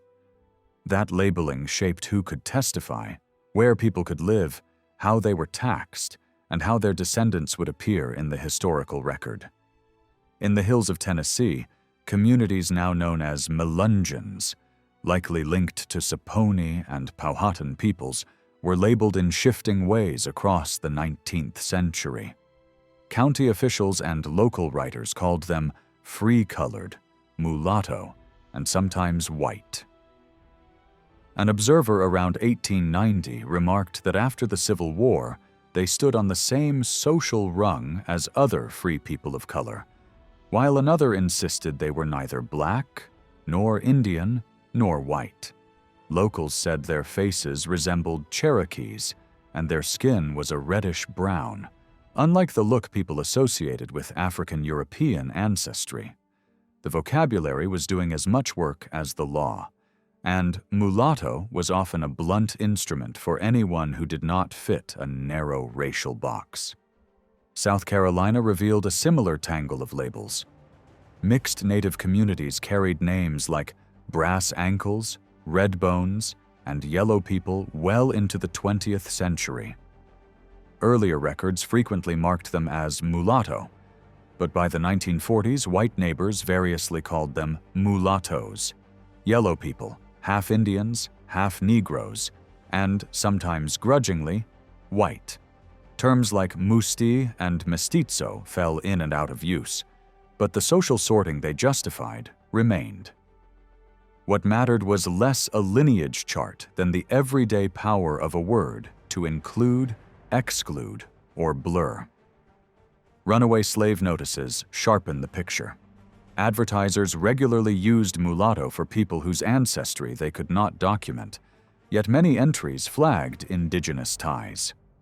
Notices from Virginia described men and women with long, straight, or bushy hair who dressed in indigenous garments, spoke Spanish or native languages, or claimed Indian fathers.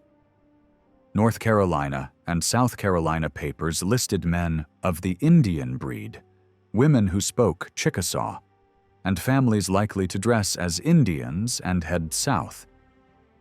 These fragments confirm that Native people were still enslaved in the late 18th century, and that the label mulatto often covered indigenous ancestry with or without African forebears. The statutes echo the ads. Colonial and early state laws repeatedly grouped together Negroes, mulattoes, and Indians when restricting testimony, voting, manumission, militia service, marriage, or taxation. In Virginia, the pattern is unmistakable from the late 17th century through the mid-18th. A 1705 definition even folded the child of an Indian into the meaning of mulatto. Maryland, Delaware, and New England followed similar paths. Where legislators did not use musti or mestizo, mulatto became the catch-all for anyone of mixed or intermediate status, whether the mix was European African, European Native, African Native, or all three. New England records make the breadth of this usage plain. Massachusetts petitions by the mariner Paul Cuff moved fluidly among Indian men, our color, and free Negroes and mulattoes. Crispus Attucks, long remembered as a mulatto, appears in local accounts as a Natick Indian with some African ancestry. 18th and 19th century reports from Mashpee and other towns routinely list Indians, Negroes, and mulattoes living side by side, while observers admitted that few were of pure ancestry.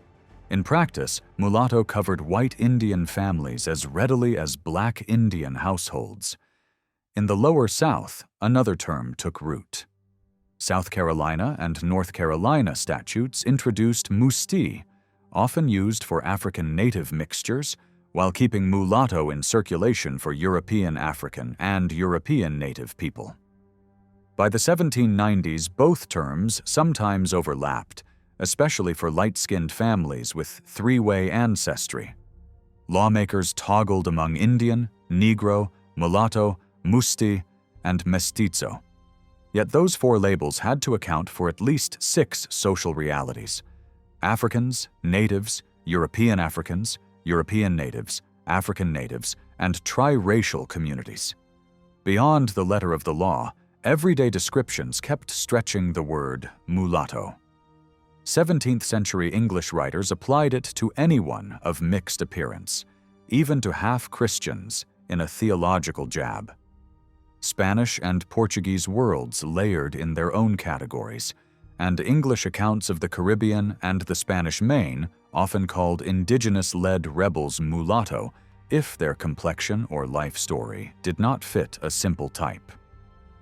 The term followed sailors, servants, and captives from Chelsea to Providence Island to Boston, marking ambiguity more than biology. Court cases into the 19th century show how bodies were read through this vocabulary. A North Carolina man with straight hair and an olive complexion won freedom on the likelihood of native descent. A Kentucky girl described as almost white was said to have Indian blood, though others insisted her mother was a mulatto slave. Advertisements and testimonies dwelled on hair texture, nose shape, and skin tone, mapping a spectrum of in-between traits that the single word mulatto tried to contain. All this matters for how we write history. In 1793, the Cherokee leader Little Turkey dismissed Spaniards in Florida and Louisiana as not truly white and looking like mulattoes.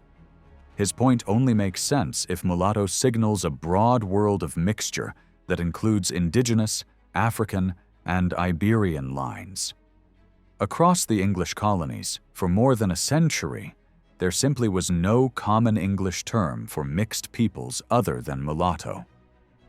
People of color entered official vocabulary late, and half-breed tended to be reserved for white Indian traders and kin in native-ruled zones. Musti and mestizo surfaced in select regions, but never displaced the everyday reach of mulatto. The consequence is clear. If we study North American society only through a black-white lens, or if we treat Black and Native histories as separate streams, we miss the deep channels where they joined. Music, folktales, language, religion, neighborhood life, plantation worlds, and free non-white communities from the Chesapeake to the Caribbean grew out of shared spaces and intertwined. The old tale of the lusty white planter single-handedly fathering a new population of mulattoes needs a hard reset. When we leave rumor behind and count what can actually be documented, the number of verified white fathers in any one colony reaches only dozens, at most a few hundred. By contrast, the tally of native people forced into the slave system in places like South Carolina alone likely surpasses the total of white parentage cases across all colonies combined. Colorful anecdotes about predatory overseers may be plentiful, but they cannot outweigh the quieter, sturdier weight of records.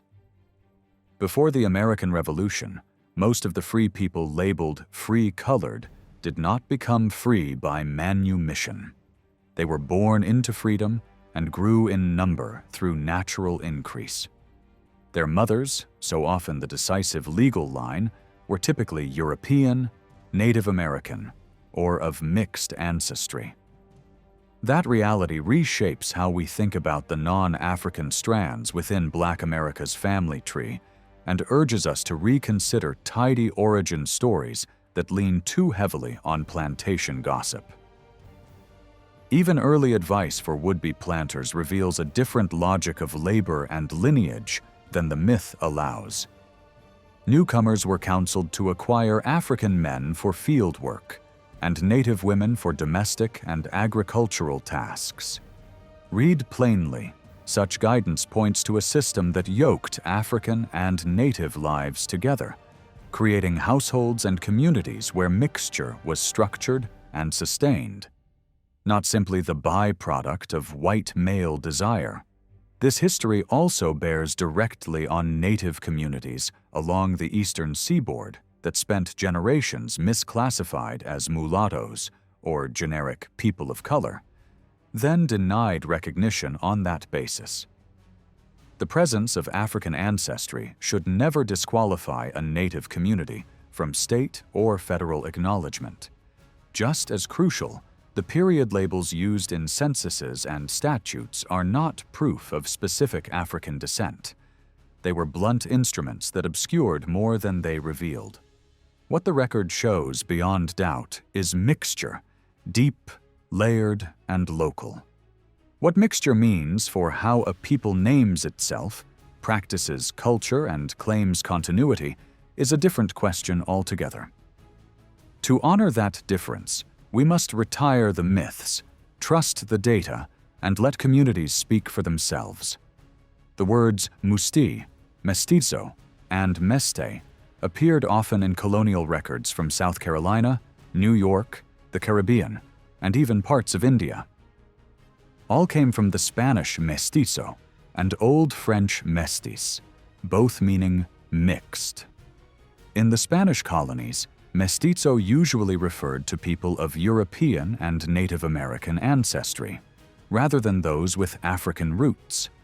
English speakers adopted the term, but its meaning shifted from region to region.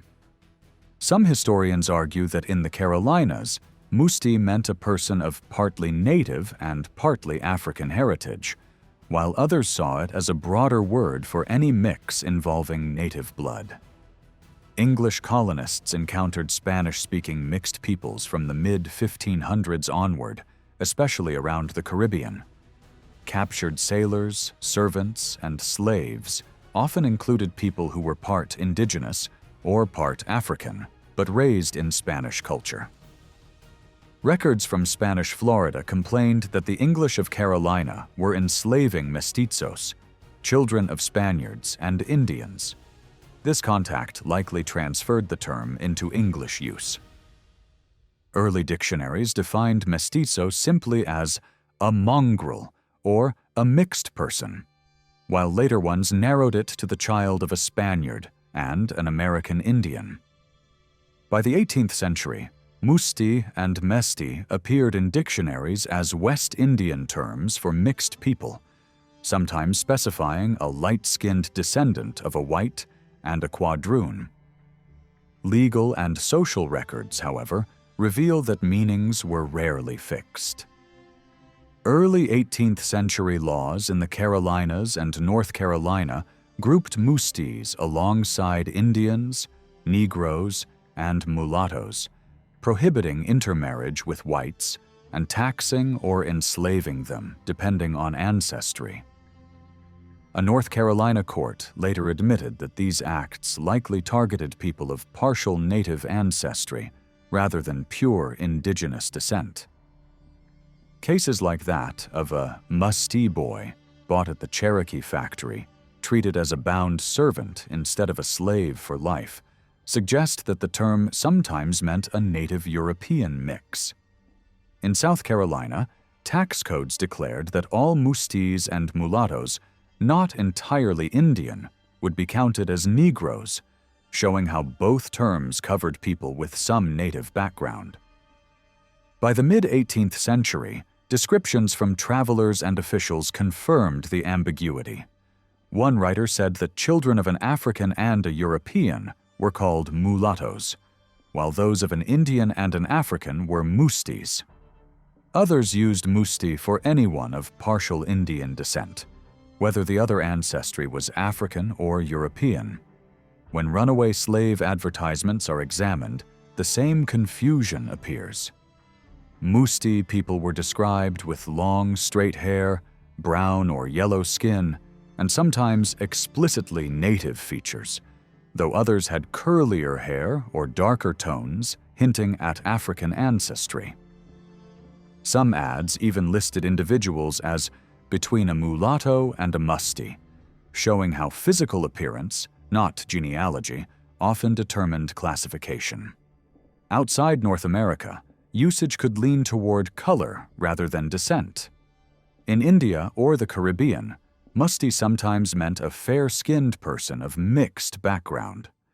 But in South Carolina, it spanned a full range, from people mistaken for Indians to those described as black mustis with thick, curly hair.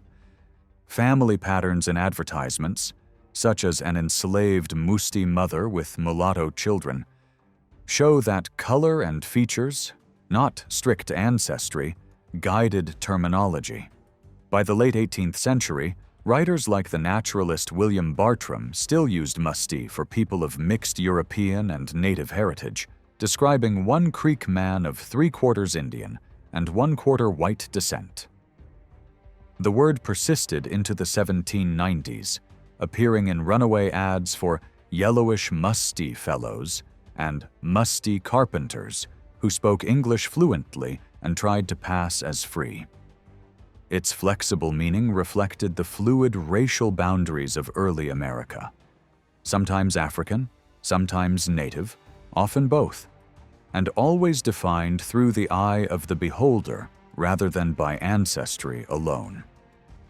Across the English-speaking Atlantic, the label Musti, alongside mestizo and mesti, was a flexible tag for people with Native American ancestry mixed with either European, African, or both. Nowhere was it more common than in South Carolina, where it tended to point to enslaved or bound people whose complexion ran from yellow-brown to darker tones and whose features suggested indigenous or partly African roots. By contrast, mulatto in that region often signaled lighter, more European-presenting mixed families with indigenous background. As the 18th century drew to a close, descriptions of mustis increasingly stressed a yellowish hue, a color word that also cropped up in other places to name native-derived communities, much as copper-colored or raza de bronce did in different American contexts. Color terms and caste words bled into one another in everyday documents.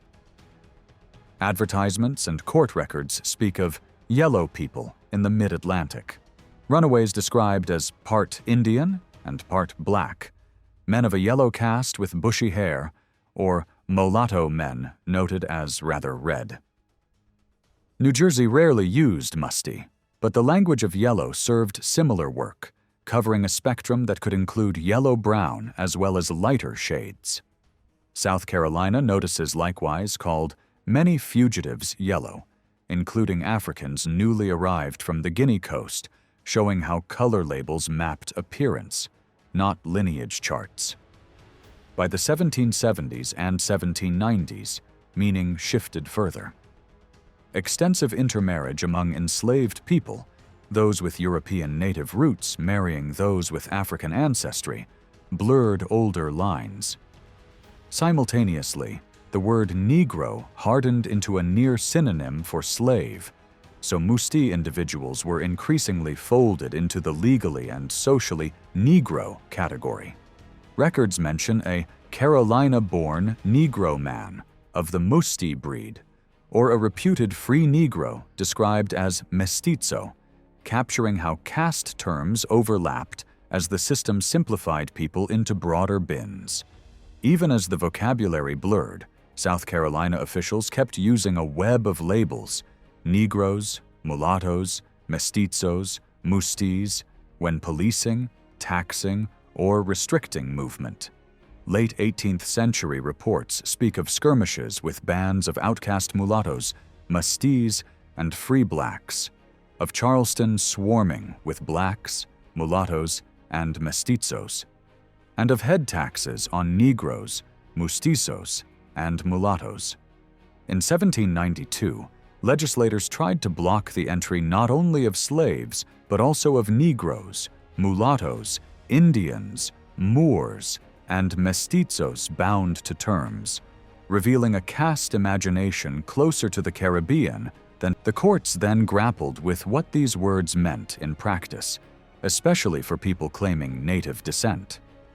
The foundational slave code had presumed that every Negro, Indian, mulatto, and mestizo was a slave unless proven otherwise, with an exception for Indians in amity. In the early 19th century, judges sometimes read that exception generously. Individuals traced to free native women were pulled out of magistrates' courts, excused from special capitation taxes, or recognized as outside the slave code's reach, even when the proof of amity was thin and the paper trail fragile. These decisions quietly separated people of Indian white ancestry from those with any hint of African descent, a marked departure from earlier statutes, but one that aligned with the growing social status of some mixed native European families. That leniency did not last. By mid-century, resistance hardened. Litigants who had long lived as free Indians found their status challenged unless they could show both freedom from African ancestry and descent from recognized friendly tribes. Testimony about community reputation, militia service, marriages, and taxes paid or not paid became ammunition on either side. The result was a legal landscape that demanded proof few families could produce, while reaffirming a racial order that placed Africans and anyone linked to them under heavier burdens. Outside the Lower South, the story took different turns. New York and New Jersey statutes mentioned mesti or musti without defining them, but local rules hint that the words often meant European native families, squaw musties, grouped with mulatto women in ordinances aimed at housing and settlement, or frontier communities dismissed as musty French. In the Caribbean, usage could diverge again. In Trinidad, musty commonly meant the child of a European and an Indian, while elsewhere island practice slid toward a color ladder. Musti came to signal the lightest rank among non-whites, less a precise fraction than an appearance. Someone known to have non-white ancestry, yet closer to European looks than a quadroon or mulatto. This long, uneven evolution explains the contradictions in dictionaries and travelers' notes. Some writers equated musti with 1/8 African. Others used it for any lightly colored person. Still others reserved it for European Indian descent. The common thread is not a fixed blood formula, but a social reading. Communities sorted people by how they looked and where they fit in the labor and legal order. Over 3 centuries of mixing musti and mestizo consistently pointed to light-colored mixed populations. What they did not denote, in ordinary usage, was a strictly African native lineage without European ancestry. In the British Caribbean, the labels musti and mestizo were long applied to people of European and Indigenous American descent. By the late 18th century, especially from the 1770s to the 1790s, these words began to stretch in some islands to include other light-skinned mixed groups, so long as they looked part American. After that, usage becomes murkier, but the core idea persists. A musti or a mestizo usually meant a lighter complexioned person tied, by ancestry or appearance, to indigenous roots. In the East Indies, the term could also mark those born of European and Indian, or other non-European, parentage. What the record does not support is the notion that musti ever meant mixed in a completely generic way. English speakers already had mulatto for that broader category, at least until half-breed and half-caste entered common speech. Those later terms deserve a quick look. Half-breed did not originally refer to race at all. In North America, it shows up on the southern frontier mid-18th century and soon gets used loosely for many kinds of mixture. Travelers and officials applied it to European native families, African native families, and sometimes European African ones. Half-blood followed a similar path. This imprecision stands in contrast to musti and mestizo, which carried clearer links to indigenous ancestry. Half-caste rose first in South Asia and then spread to Africa and the Caribbean. In island settings, it could also be pinned on American-derived groups, but it never became the standard label in North America. A different cluster of words grew up around African indigenous blending. Spanish sources used zambo and zambaigo for those of African and American descent, and the terms drifted into English as sambo and zambo. Their pathways were tangled. In parts of Spanish America, zambo often marked children of African men and indigenous women, and sometimes shaded into a hierarchy where zambo suggested a darker, more visibly indigenous African mix, and mulatto a comparatively lighter type. The British West Indies adopted some of this vocabulary, and by the 19th century, many writers flattened these distinctions or redefined them according to color ladders rather than ancestry. In practice, most people called Zambos likely had both American and African forebears, and often some European line as well. Because few record keepers really knew family histories after generations of intermarriage, they leaned on what they saw: hair, skin tone, features, and local rumor. Other names flickered through the record. Grifo or Griff appears in early Mexican usage for those with a strong indigenous share and a smaller African one. Fibero shows up for Indian or partly Indian people in the Spanish Caribbean and Andean regions, and later gets repurposed in Puerto Rico for indigenous-looking communities in the interior. Even Chino could, in some places and times, be attached to red-black mixtures whose faces reminded observers of Southeast Asians. None of these labels settled firmly into English colonial practice, but they mattered in the multicultural borderlands where Spanish, French, and English worlds met. Taken together, the language of mixture in the Atlantic world formed a mosaic rather than a single grid. Mulatto and people of color did the heavy lifting in English for everyday references to mixed communities, especially those joining African and European lines or all three continents at once. Musti and Zambo lived in the margins of that system, tied to local histories and to the visible presence of indigenous ancestry. Half-breed, half-blood, and half-caste floated as generic tags that signaled mixed more than they mapped lineage. For anyone reading early laws, ads, or court cases, the lesson is clear. These words were tools of social sorting, not scientific measures, and they shifted with region, politics, and the eye of the beholder. Across much of the British colonial world, people with indigenous American ancestry were routinely filed under the label mulatto, whether or not African lineage was present.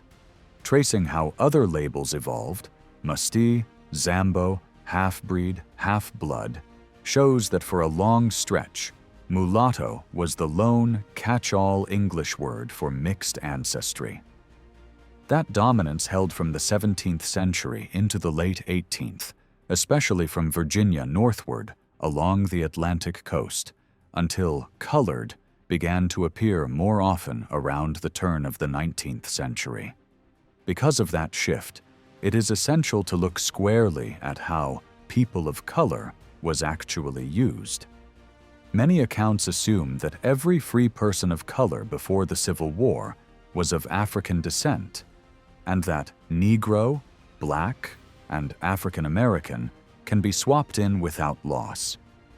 The evidence does not support such easy substitutions, nor the assumption that these communities were genuinely free. Under both Crown and United States authority, they lived with legal limits and surveillance.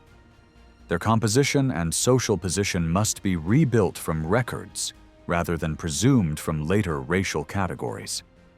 Every European empire in the Americas faced an immense appetite for coerced labor. Enslavers drew from any non-white or non-Christian population they could seize or buy, including indigenous Americans, Sub-Saharan Africans, North Africans, South Asians, and East and Southeast Asians. Large numbers of native people were also pushed into near slavery through peonage or trapped in low-wage, dependent labor. Under these conditions, intermarriage and sexual exploitation accelerated, intensified by skewed sex ratios among Africans brought across the Atlantic and by the frequent capture of native women and children or the high mortality of native men. Out of this churn emerged sizable African American communities, along with smaller but significant European African and tri-racial lineages. Status followed the mother in most slave regimes. So many mixed children remained enslaved, if their mothers were enslaved. In places like South Carolina, New Jersey, and Brazil, Native women could be kept in bondage throughout the colonial era, which meant slavery could descend through a non-African maternal line. Even so, a substantial non-white population outside legal slavery grew over time. In most regions, it expanded chiefly through free Native mothers, who existed everywhere in significant numbers. In some areas, free white mothers contributed, and some white fathers secured liberty for their mixed children. Manumission mattered far less in the earliest formation of these communities than later memory suggests. These non-enslaved groups occupied a middle tier between Europeans and the enslaved. A minority of lighter-skinned families crossed into the ranks of the socially accepted and sometimes prospered. Far more were held to inferior standing by law and custom. In many places, they identified as indigenous, spoke native languages, and maintained local traditions. Elsewhere, across parts of Argentina, the Brazilian coast, the Caribbean, and the Atlantic seaboard, constant mixing and language shift produced communities speaking Portuguese, Spanish, French, English, Dutch, Creoles, and reworked indigenous tongues, while their national labels eroded. To situate British North America within this wider picture, it helps to glance at Portuguese and Spanish terms that played roles similar to colored. Words like pardo, moreno, and mulatto often landed on people with indigenous ancestry. Of these, pardo most closely tracks the English idea of colored. Early Portuguese sources used pardo for brown or dusky populations, including Berbers of North Africa and the native peoples first encountered in Brazil. From the outset, pardo marked a color zone between white and black. Modern Brazilian definitions keep that core meaning while acknowledging its common application to mixed families. Over time, dictionaries blurred pardo and mulatto, but usage on the ground remained broader than that pairing implies. Pardo continued to denote a span of intermediate complexions and could cover fully indigenous people, especially when culturally assimilated, as well as many kinds of brown mixed ancestry. That becomes clear in provincial censuses, where the only available boxes were white, pardo, black, and mulatto, despite local histories full of indigenous and part indigenous communities. In São Paulo, a region with deep native roots and extensive mixture well into the 18th century, late colonial counts still forced this complexity into those few categories. Tens of thousands labeled as white, black, and mulatto, with pardo doing quiet work as the elastic middle. When scholars such as Russell Wood examined the colonial records of Brazil, they found that the census terms used for mixed populations, whether labeled as mulatto, mestizo, or pardo, concealed a far more complex reality. In São Paulo's 18th and 19th century counts, these categories absorbed almost everyone who did not fit neatly into white or black. The early censuses leave us wondering where the indigenous and partly indigenous people, the Mamelucos and Caboclos, were placed, since official classifications offered no explicit space for them. German naturalists like Spix and Martius recorded the same tripartite color scheme: white, black, and brown, the last almost certainly translating the Portuguese pardo. Nearly 1/4 of São Paulo's population fell into that brown slot, showing how large the intermediate group had become. By 1890, when Caboclo finally appeared as a distinct census term, more than 8% of the province's people were identified that way. Clear evidence of continuing native presence, even when ancestry was heavily mixed. In Paraná, a similar pattern held. The region's towns and plantations were first built largely by indigenous or part indigenous workers, many enslaved or semi-enslaved, yet later enumerations reduced them to broad racial color codes: white, brown, or black. Mid-18th century reports already admitted that Africans, natives, and mixed peoples formed the entire fabric of local society, though only whites and slaves were actually listed. By the 19th century, caboclo reappeared in the records, but was often bundled together with pardo, confirming that American ancestry had long been hidden inside these color labels. The same can be seen farther north in Pará, where a late 18th century census separated whites, blacks, Indians, and mixed people. But a generation later merged all non-blacks under the heading Pardo. In Bahia, the pattern repeated. Pardo became the umbrella for a wide spectrum of brown-skinned groups: Mamelucos, Caboclos, Cafutzos, each blending native, African, and European elements. By the 20th century, Brazilian censuses recognized only 3 categories: white, black, and pardo. The last included more than a quarter of the national population and was openly acknowledged as a composite of indigenous, African, and European heritage. Yet translators often rendered pardo as mulatto, masking its tri-racial meaning. Brazilian scholars themselves admitted how imprecise these color labels were. Enumeration was done by sight, guided by features. The continuum of shades made any strict division meaningless, but outsiders, especially English-language writers, tended to equate all pardos and mestichos with colored or negro, erasing the indigenous element that had always been central to Brazil's mixture. Historical traces confirm that pardo embraced people of native background. Military units of pardos existed beside those of pretos in provinces where indigenous communities were still numerous.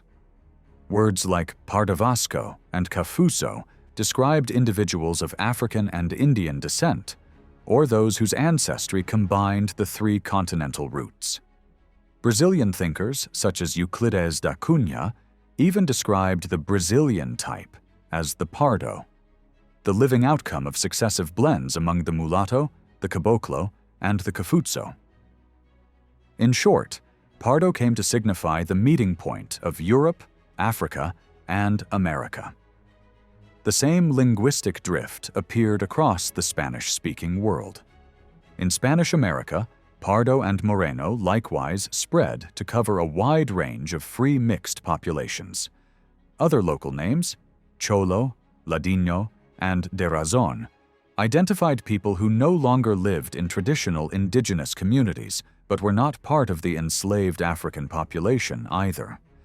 In Mexico, Central America, and the Andes, these terms stretched from educated mestizos to any brown-skinned laborer or peasant. They paralleled the Brazilian caboclo, detribalized, partly indigenous, and living between 2 worlds. 18th century observers recognized that pardos might include Native European, African European, or African Native combinations. By the 19th century, the term had become almost universal for people of color.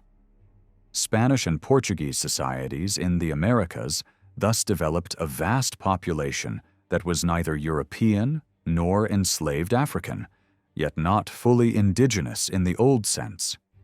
Over generations, distinctions of blood blurred. What mattered was appearance, language, and way of life, rather than exact ancestry.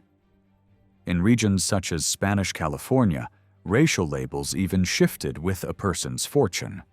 As wealth or status grew, so too did the likelihood of being counted as white. The record shows that color words like pardo and their English counterpart, colored, evolved to describe a social position between the extremes, rooted in tri-racial heritage, but constantly redefined by circumstance and perception. Officials across the empires certainly tried to sort people by race, but on the ground it was looks and standing. How a person appeared and how they lived that drove the label they received. Precise family trees were rarely knowable outside the most recently enslaved, so phenotype and social position did the heavy lifting, while ancestry remained guesswork. What took shape in Iberian America under labels like Pardo, Moreno, Cholo, Ladino, Caboclo, Mulatto, and Mestizo has a close echo in the British colonies. The Portuguese spoke of Indios Mansos, Mamelucos, and Caboclos for Christianized or semi-assimilated native peoples. The English had tributary Indians, settlement Indians, praying Indians. In time, their descendants were filed as mulatto or colored, and in some regions as métis or half-breed. Everyday British usage spun out a color vocabulary: tawny, dark mulatto, bright mulatto, yellow people, sometimes shading into quasi-groups, especially bright mulatto, yellow people, and mestiz in South Carolina. But much as in the Spanish and Portuguese worlds, these tags usually described how someone looked or was reputed to look, not a verified lineage. The Baroque caste charts that European writers compiled in the late 18th and early 19th centuries were tidy after-the-fact schemes. Influenced by natural history's love of classification, they tried to impose order on a sprawling, improvised vernacular. As Murner and others have noted, those painted catalogues reflected scholarly imagination more than lived reality. In places where people of many origins mixed for generations, a strict genealogical rulebook simply could not map society. Broad umbrellas became inevitable. In Mexico, mestizo ultimately came to mean almost anyone who was not a town-dwelling Indian or a Spaniard, pulling in Spanish-speaking browns and light browns, regardless of whether they showed indigenous or some African ancestry. In South America, Cholo and Caboclo slid toward class meanings, and Ladino played a similar role in Central America. Gens de couleur in Louisiana, Kleurling in the Dutch colonies, and Creole in Suriname likewise drifted from blood to social identity. British North America followed a comparable path as indigenous, African, and European peoples interwove. The word mulatto, once a catch-all for mixed people, was tightened by law to fractions of African ancestry: 1/16, 1/8, 1/4. Just as many non-whites looked more Indian or European than African. The field needed a roomier term. Free colored arrived, but free mulatto and free Negro persisted alongside it, and no one could agree whether colored meant African-looking people only or anyone of intermediate color. In the English-speaking Caribbean, colored generally settled on the brown strata rather than the black, a habit Harry Hotinck observed for Curaçao, where sources distinguish between Kleurlingen and Negers. Dutch usage shows the same split. Kleurling can mean any mixed descendant of Europeans and non-Europeans, or more narrowly, those produced by crossings with Africans or Indians. In practice, it could include unmistakably indigenous featured people, as well as Afro-Indigenous families. 19th century censuses on Aruba and Bonaire grouped everyone who wasn't white or explicitly black under colored, even where substantial native communities still lived. French records show a similar blur. The island's sheltered Carib communities, who were sometimes counted separately, sometimes lumped with the free colored. By the 1760s, writers could speak of another type of colored people drawn from Indians and people from India, and on Martinique after 1696, free colored swallowed what had been listed as Caribs. In the United States, colored later fused with Negro in popular usage. The NAACP's name marks the older phase, but the early record tells a different story. The 1807 federal ban on the slave trade spoke of any Negro, mulatto, or person of color, language that either meant all non-whites or implied that people from Asia, North Africa, and Indigenous America could still be imported as slaves. Federal censuses from 1790 onward reinforced the broadness. First, all other free persons, then free people of color, with enumerators deciding locally who was colored and who was not. Indians who paid taxes were routinely counted as free people of color, as in 1830 Carroll County, Georgia, where Cherokees with native names appear in that column. By 1850 and 1860, census takers marked colored people as B or M, and large shares of those coded M, and some coded B, were clearly of indigenous or part indigenous descent. The intent seems plain. Tax-paying Indians were not to be counted as white, so they were colored. South Carolina illustrates how these meanings hardened and bent. There, free colored were often distinguished from free Negro or free black, closer to the Caribbean pattern. In 1823, the state's High Court said that in common speech, a servant meant a person of color, and by 1852 added that altogether black people were not usually called persons of color. The phrase was reserved for those of mixed blood and intermediate hue. A 1823 statute aimed at jailing free-colored seamen made exemptions for free American Indians, Moors, and Lascars, tacitly classing them as colored but not African. Georgia copied the law in 1829. The net effect was to use colored as a broad, non-white category that could include Indians and Asians, while distinguishing them from West Africans. Even within South Carolina's non-slave-colored population, treatment varied. Native Americans, mixed people generally, and the children of white mothers formed recognizably different subgroups. Lighter color or a white maternal line could yield privileges, testifying in court, marrying whites, seeing one's descendants accepted as white, especially when a family lived and behaved like local whites. In 1807, the court let a man of color testify because he was born of a white woman, regardless of his father's race. At the same time, taxes and controls fell on Negroes, mestizos, and mulattoes, with courts in 1817 carving out an exemption for descendants of free Indians and Asian Indians, while keeping Afro-Indigenous people within the taxable colored class.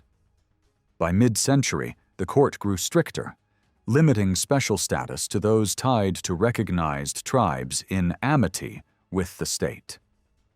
That phrase came straight from the colonial slave codes, which had declared all Negroes, Indians, mulattoes, and mestizos slaves unless proven otherwise, save for Indians in amity, and placed the burden of proof on the person claiming freedom. Appeals by people asserting descent from free Indians sometimes succeeded, sometimes failed. Judges could be sympathetic, but the statute's ambiguity let officials reward or punish at will. Again and again, South Carolina's High Court said the line between white and colored was ultimately a social verdict. Appearance and culture mattered, but the decisive test was whether local white juries accepted someone as white. In 1831, the court admitted there was no legal definition of mulatto and warned against disenfranchising people who bear all the features of a white on account of remote ancestry, while insisting that anyone with a distinct, visible admixture of African blood be deemed a mulatto or person of color. In short, labels were less a science than a social instrument, deployed by sight, reputation, and power. South Carolina's High Court pushed back against an earlier view that someone could count as white simply because white blood predominated. It nodded to a Louisiana rule that treated 1/8 African ancestry as white, yet still declared the boundary a matter for a jury. then promptly narrowed the wiggle room by stating that a person identified as a quadroon was unmistakably a mulatto, that is, a person of color. In practice, anyone of combined Indigenous and African descent fell under the colored label. Darker Indigenous European families could be swept in as well. By 1835, the court admitted it could not draw a fixed biological line for who was colored. The answer would rest on reputation and standing, not just on visible traits. A respected, established man might be received as white, while a drifter with the same proportion of ancestry would be held to the lower caste. And a brutal corollary was spelled out with chilling bluntness. A slave could not be white. Court files often left the exact non-white ancestry vague. In 1840, a man named Bass was recorded simply as a free man of color, though the surname appears widely among native descendants. In 1843, a family prosecuted as free mulattoes traced to a white mother, a man described only as a colored husband, and later marriages into Dutch and white lines. 2 grandsons were accepted as white by a jury, even as their mother's family remained branded as people of color.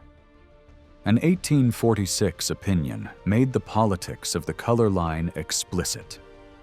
It warned against rigid rules and said admission into citizenship for colored people depended largely on local public opinion as expressed by a jury.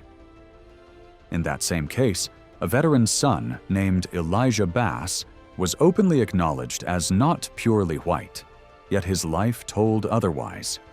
He owned land and slaves, married a white woman, entertained white neighbors at his table, and was known for honesty and industry. A divided court let a jury's verdict stand that his children were free mulattoes, while the next generation, his grandchildren, were deemed white. The story that unfolds is unmistakably political. In South Carolina, many with indigenous roots were classed as colored or mulatto, especially if poor or tied to Afro-descended communities. Census takers did the same to mixed native groups in the northeast of the state, who would later be remembered as brass ankles, red bones, or yellow people. Many families so labeled still knew and asserted their native ancestry. In 1858, several members of the Chavis and Jones families petitioned the legislature, asking whether free persons of color included those descended from Indians or only those with African lineage. Some of these men married women listed as white, and their children appeared as white in the 1860 count, illustrating how fluid and strategic these categories could be. The South Carolina pattern radiated outward. Georgia's 1830 census labeled many Cherokees as free people of color, almost certainly unmixed. Georgia's 1835 law on free persons of color required registration, but exempted American Indians, Moors, and Lascars. The catch was telling. Anyone arrested as a person of color had to prove they fell under the exemption. In Florida, the daughter of an Apalachicola man and an enslaved woman was recorded simply as a colored woman. Alabama law grouped Indians with Africans and mixed people to the 3rd generation for witness rules. Though in some cases courts presumed freedom, North Carolina's legal tradition also shaped the region. Until about 1826, Native and African peoples were largely treated alike in caste law, though the presumption of slavery applied only to those of fully African appearance. Early cases drew a clear break. A person of olive or brown complexion with long hair and non-African features could be presumed free. Over time, courts split the terms free Negro and free person of color, and they were not identical in law. Men with Lumbee surnames like Locklear and Shavers appear repeatedly as free persons of color, and one indictment failed because the statute penalized free Negroes carrying arms, not free persons of color, who might be colored by Indian blood. Marriage law told the same story. For generations, statutes forbade unions between whites and Indians, Negroes, Mustees, mulattoes, or anyone of mixed blood to the third generation. Later rulings narrowed the scope to recent degrees of mixture, signaling that Indian descent far removed was not necessarily a legal bar. In everyday usage, mixed blood and person of color could be interchangeable, and they certainly covered people of partly indigenous ancestry. Virginia shows how the labels hardened across the 19th century. Scholars long ago noted that a noticeable fraction of the free-colored population there had native roots, and that before independence manumission was rare, which meant the free population grew mostly from free women, either native or European. By statute in 1705, the child of an Indian was legally a mulatto, alongside anyone with at least 1/8 African ancestry. In 1785, the threshold for African ancestry shifted to 1/4, allowing some to slip into white or Indian status on paper. In reality, officials continued to treat reservation and off-reservation Indians as mulatto or free-colored in tax books and census lists. After the Civil War, Virginia decreed that 1/4 or more African ancestry made a person colored, and 1/4 or more indigenous ancestry made a person Indian, if not already colored. Soon the law treated Negro and mulatto as equivalent, then folded both into colored. The practical result was to split Native communities into two: those deemed Indian under the fraction rule, and those deemed colored if they carried a specified share of African lineage. That divide fueled a century of struggle as Native communities fought the colored designation, which in the white imagination had become synonymous with Negro. In the 20th century, the state went even further, branding off-reservation Indians with any African trace as colored for official purposes, and imposing a stricter fraction for those on reservations. Local records reveal the progression. Around 1783, many identifiable Indians and mixed families were counted among white tithables, while a few free Africans were marked as free Negroes. From about 1813, clerks began tagging Indians and mixed families as mulatto, reserving free Negro for those presumed darker. Very few were explicitly labeled Indian. Most were swept into mulatto or free-colored, with the occasional FN beside a name that almost certainly belonged to a native household. From 1803 until the outbreak of the Civil War, Virginia required every free person classified as colored to be entered on a county roll. The Essex County Register still exists and shows how thoroughly Rappahannock families, clearly native in origin, were swept into the mulatto column. The volume bears the title, Register of Free Negroes, yet a striking share of those listed were of indigenous descent. One of the rare early tax entries to state Indian was for William Scott of Richmond. By 1810, the census reduced Billy Scott to a free person of color, and later generations bearing his name were marked with M. Even so, a William Scott, Sr., was still asserting his Indian identity in 1853. Similar stories abound. In 1825, John Dungy, described as descended from the original inhabitants of the colony, appeared before the legislature as a free person of color. Virginia schedules through 1830 routinely filed Indians under free-colored, while the counts of 1840 and 1850 labeled nearly all as M, including councilmen from reservation communities and individuals known elsewhere to have no African lineage. A Nottoway head of household, recorded in 1808 as a full-blood with a white spouse, had sons who showed up in 1830 as free people of color, Put plainly, Virginians before the war habitually grouped Americans, and the pattern repeats across the mid-Atlantic. In Maryland, statutes often used free Negro as a catch-all for non-white residents, even as mulatto and Indian appeared here and there in law. An early 18th century rule barring non-white testimony against whites was renewed in the 1840s with its scope intact, signaling an intent to mute all non-white voices in court, however varied their ancestry. Census takers and clerks followed suit. Piscataway households identified in 1790 carry mulatto beside their names. Delaware moved in much the same direction. Nanticoke families appear under Free People of Color in 1830, with FN penciled by nearly every name.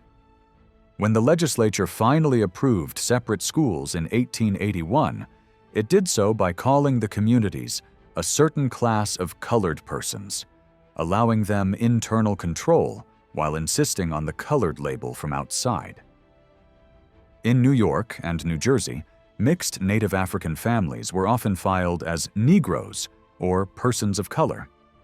New York statutes spoke of men of color and defined persons of color broadly to include Negroes, mulattoes, and musties. Commentators held up figures like Paul Cuff, of Native and African parentage, as a proof of what the free people of color could achieve.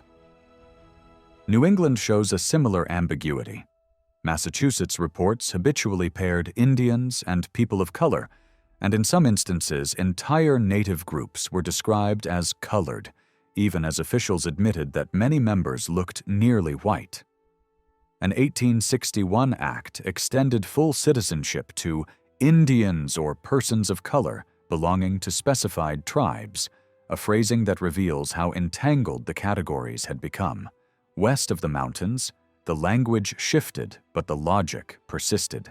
Kentucky's early code yoked Negroes, mulattoes, and Indians together for punishment and disability, though courts later balked at rules that hinged entirely on a white accuser's word.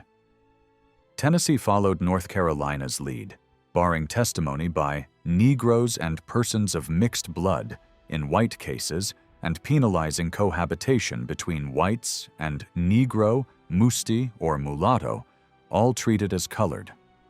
Its 1834 Constitution narrowed the vote to free white men, with a narrow exception for those nearly white by fraction, and communities like the Melungeons were cataloged as free people of color. In the newer states, lawmakers often defined colored as synonymous with Negro or mulatto, and then set fractions to decide who fell inside the boundary. Indiana, Illinois, Ohio, and Arkansas wrote 1/4 and 1/8 formulas into law, while still singling out Indians and part Indians for other disabilities. Even where colored was not the master term, school systems and courts routinely folded Africans, Indians, and part Indians into the same subordinate tier. In California, for instance, separate schools existed for children of African or Indian descent and were popularly known as colored schools. After the Civil War, public language in the United States increasingly fused colored with Negro, a convergence driven both by white efforts to compress all African-descended people into one legal caste and by black organizers who used colored to rally a broad coalition. That narrowing of meaning had consequences. In many former slave states, Native communities were still called colored in official dealings, often with a presumed African strain, whether or not records supported it. Only with the rise of new political vocabularies did people of color begin to recover its broader sense as a banner for all non-white populations, a shift helped by the fact that most African Americans had stopped using colored as a self-description. This history warns us not to project modern definitions backward. Treating free colored as interchangeable with free Negro or black distorts the makeup of the non-white population and blurs the complex social mosaic of the Atlantic seaboard. Before the war, society was more variegated and more fluid than a simple black-white axis suggests. After Reconstruction, Jim Crow hardened boundaries and deepened polarization, but earlier communities were not so neatly drawn. Free-colored encompassed reservation members, rural native settlements, tri-racial groups, European African families, fully African households, and countless mixed-kin networks, urban and rural, light and dark. It was an absorptive, ever-shifting stratum where Indigenous, African, and European lines, and at times Asian ones, converged and recombined. Taken together, the record suggests a working definition for the period. In the United States before the Civil War, free people of color generally meant all non-European persons except three principal exceptions: unmixed Indians living as recognized nations or on federal reservations, some unmixed Indians in a handful of New England towns who retained separate standing, and, in many southern jurisdictions, free Africans whom the law called free Negroes. Even then, no wall separated these categories. Households often crossed lines, marriages linked M and B census marks, and officials routinely shifted people from one box to another. The category was porous by design. Above all, we should resist equating colored with Negro in the antebellum context. The term in practice pointed to anyone visually situated between the poles of white and black, very much like the Portuguese pardo, and it captured a tri-racial world that cannot be reduced to a two-caste story. Future work ought to compare these formations across the Americas, rather than letting North American obsessions with a single color line set the frame. The long mixing of American, African, European, and sometimes Asian ancestries has produced vast populations of cosmic people who now constitute majorities in many regions. Many descendants of antebellum free-colored communities still live as mixed people or as Native Americans today, despite the pressure of external labels. To see them clearly, we need to retire the tunnel vision that treats free-colored as a mere prelude to modern Black history, and instead recognize their ties to both African American and Native trajectories, and their parallels with similarly mixed populations throughout the hemisphere. The cumulative record points strongly to Native Americans reaching the British Isles and parts of Europe well before 1492, perhaps even around the 1st century BCE. Their seafaring skills, together with prevailing currents, make contact with the Azores, and possibly the Canaries and West Africa, plausible. I have not attempted a full critique of claims for very early African voyages to the Americas, but the material reviewed here hints at late pre-Columbian interactions. Reports of dark-skinned traders in the Caribbean and accounts of dark-skinned communities in Panama by 1513 deserve serious attention rather than dismissal. What follows from this is a large research agenda: archaeology, ethnology, visual and material culture, oral traditions, and archival sources from Iceland and Ireland to southern Africa should be combed for traces of American influence. Few scholars have looked for evidence of American arrivals shaping Europe or Africa. That must change. The same is true for the African side of the story. We need careful tracing of the Black village near Quarekwa after 1513, and arguments for an early African presence in the Americas must move beyond visual resemblance to demonstrate full cultural and historical contexts. If the colossal Olmec heads reflect African inspiration, we should be shown where in Africa between 800 and 300 BCE similar works were carved. There is, in addition, a high likelihood that captives taken by Norse voyagers reached northern Europe in the 11th and early 15th centuries, and some captives from Newfoundland or nearby coasts may have been carried to Portugal or elsewhere in Europe in the 1490s or earlier. Even so, the slave trades begun by Columbus in the Caribbean and by the Portuguese in Brazil marked a decisive escalation, creating sustained and intensive American-African contact. From the 1490s forward, significant numbers of Native Americans appeared in Europe and Africa, a fact largely overlooked. Their presence matters because of the wide-ranging American impact on both continents, especially in crops and cultivation, but also in craft technologies such as pipe making, as well as in ideas about freedom and communal life, storytelling, music, art, and healing.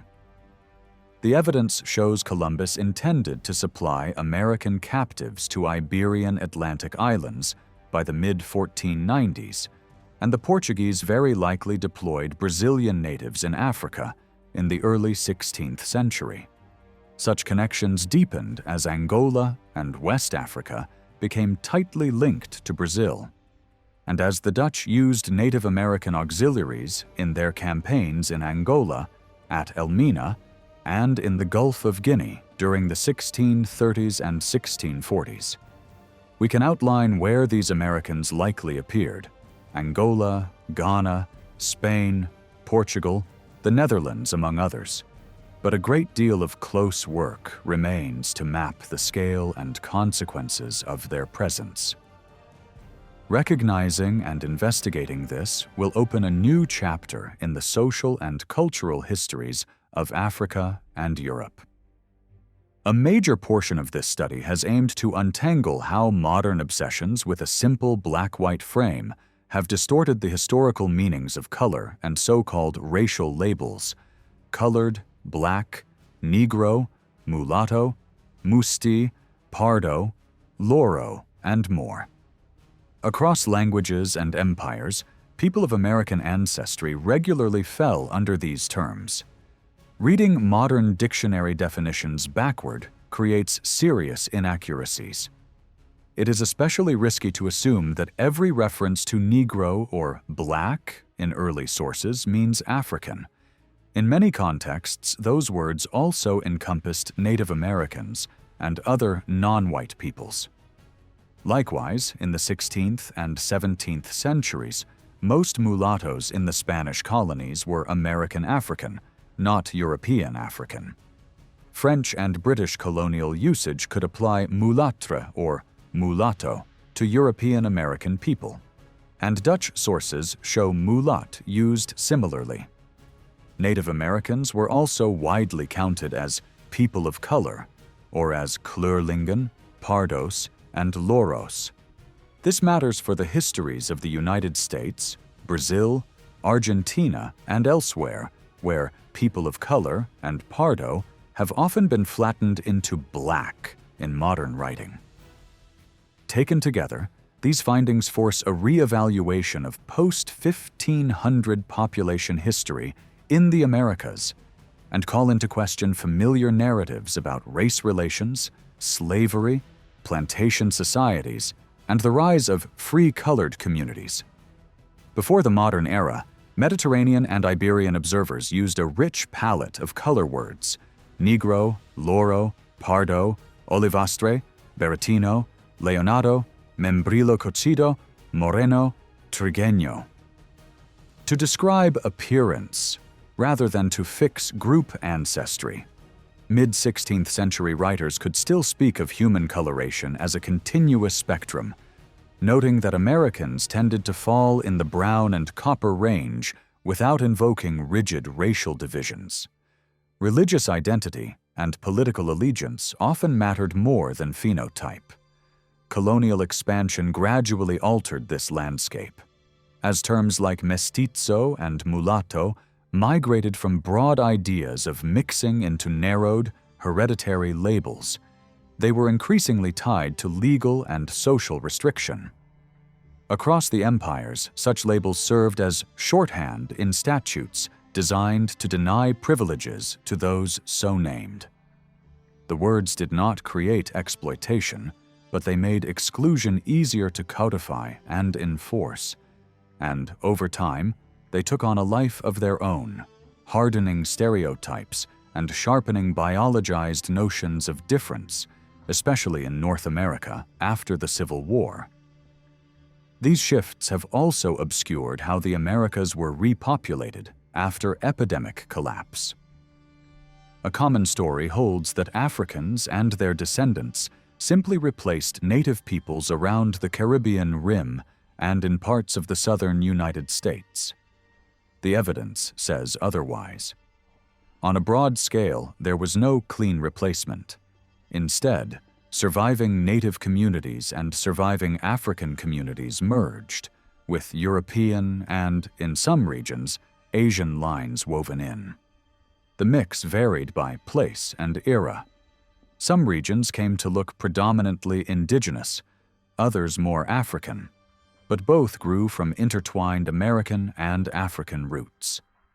To underscore this pattern, it helps to speak of Eastern and Western Neo-American populations, both tri- or multiracial, both formed by long blending, with the balance of visible traits tilting more African in many Eastern zones and more indigenous in many Western ones. By the 19th century, African-descended populations throughout the Americas had absorbed substantial native ancestry, while native groups along the Atlantic and Caribbean frontiers had incorporated African lines. After 3 or 4 centuries of intermarriage, however, few people were simply half one thing and half another. Most had complex, layered ancestries drawn from multiple native nations and several African homelands, recombined over many generations.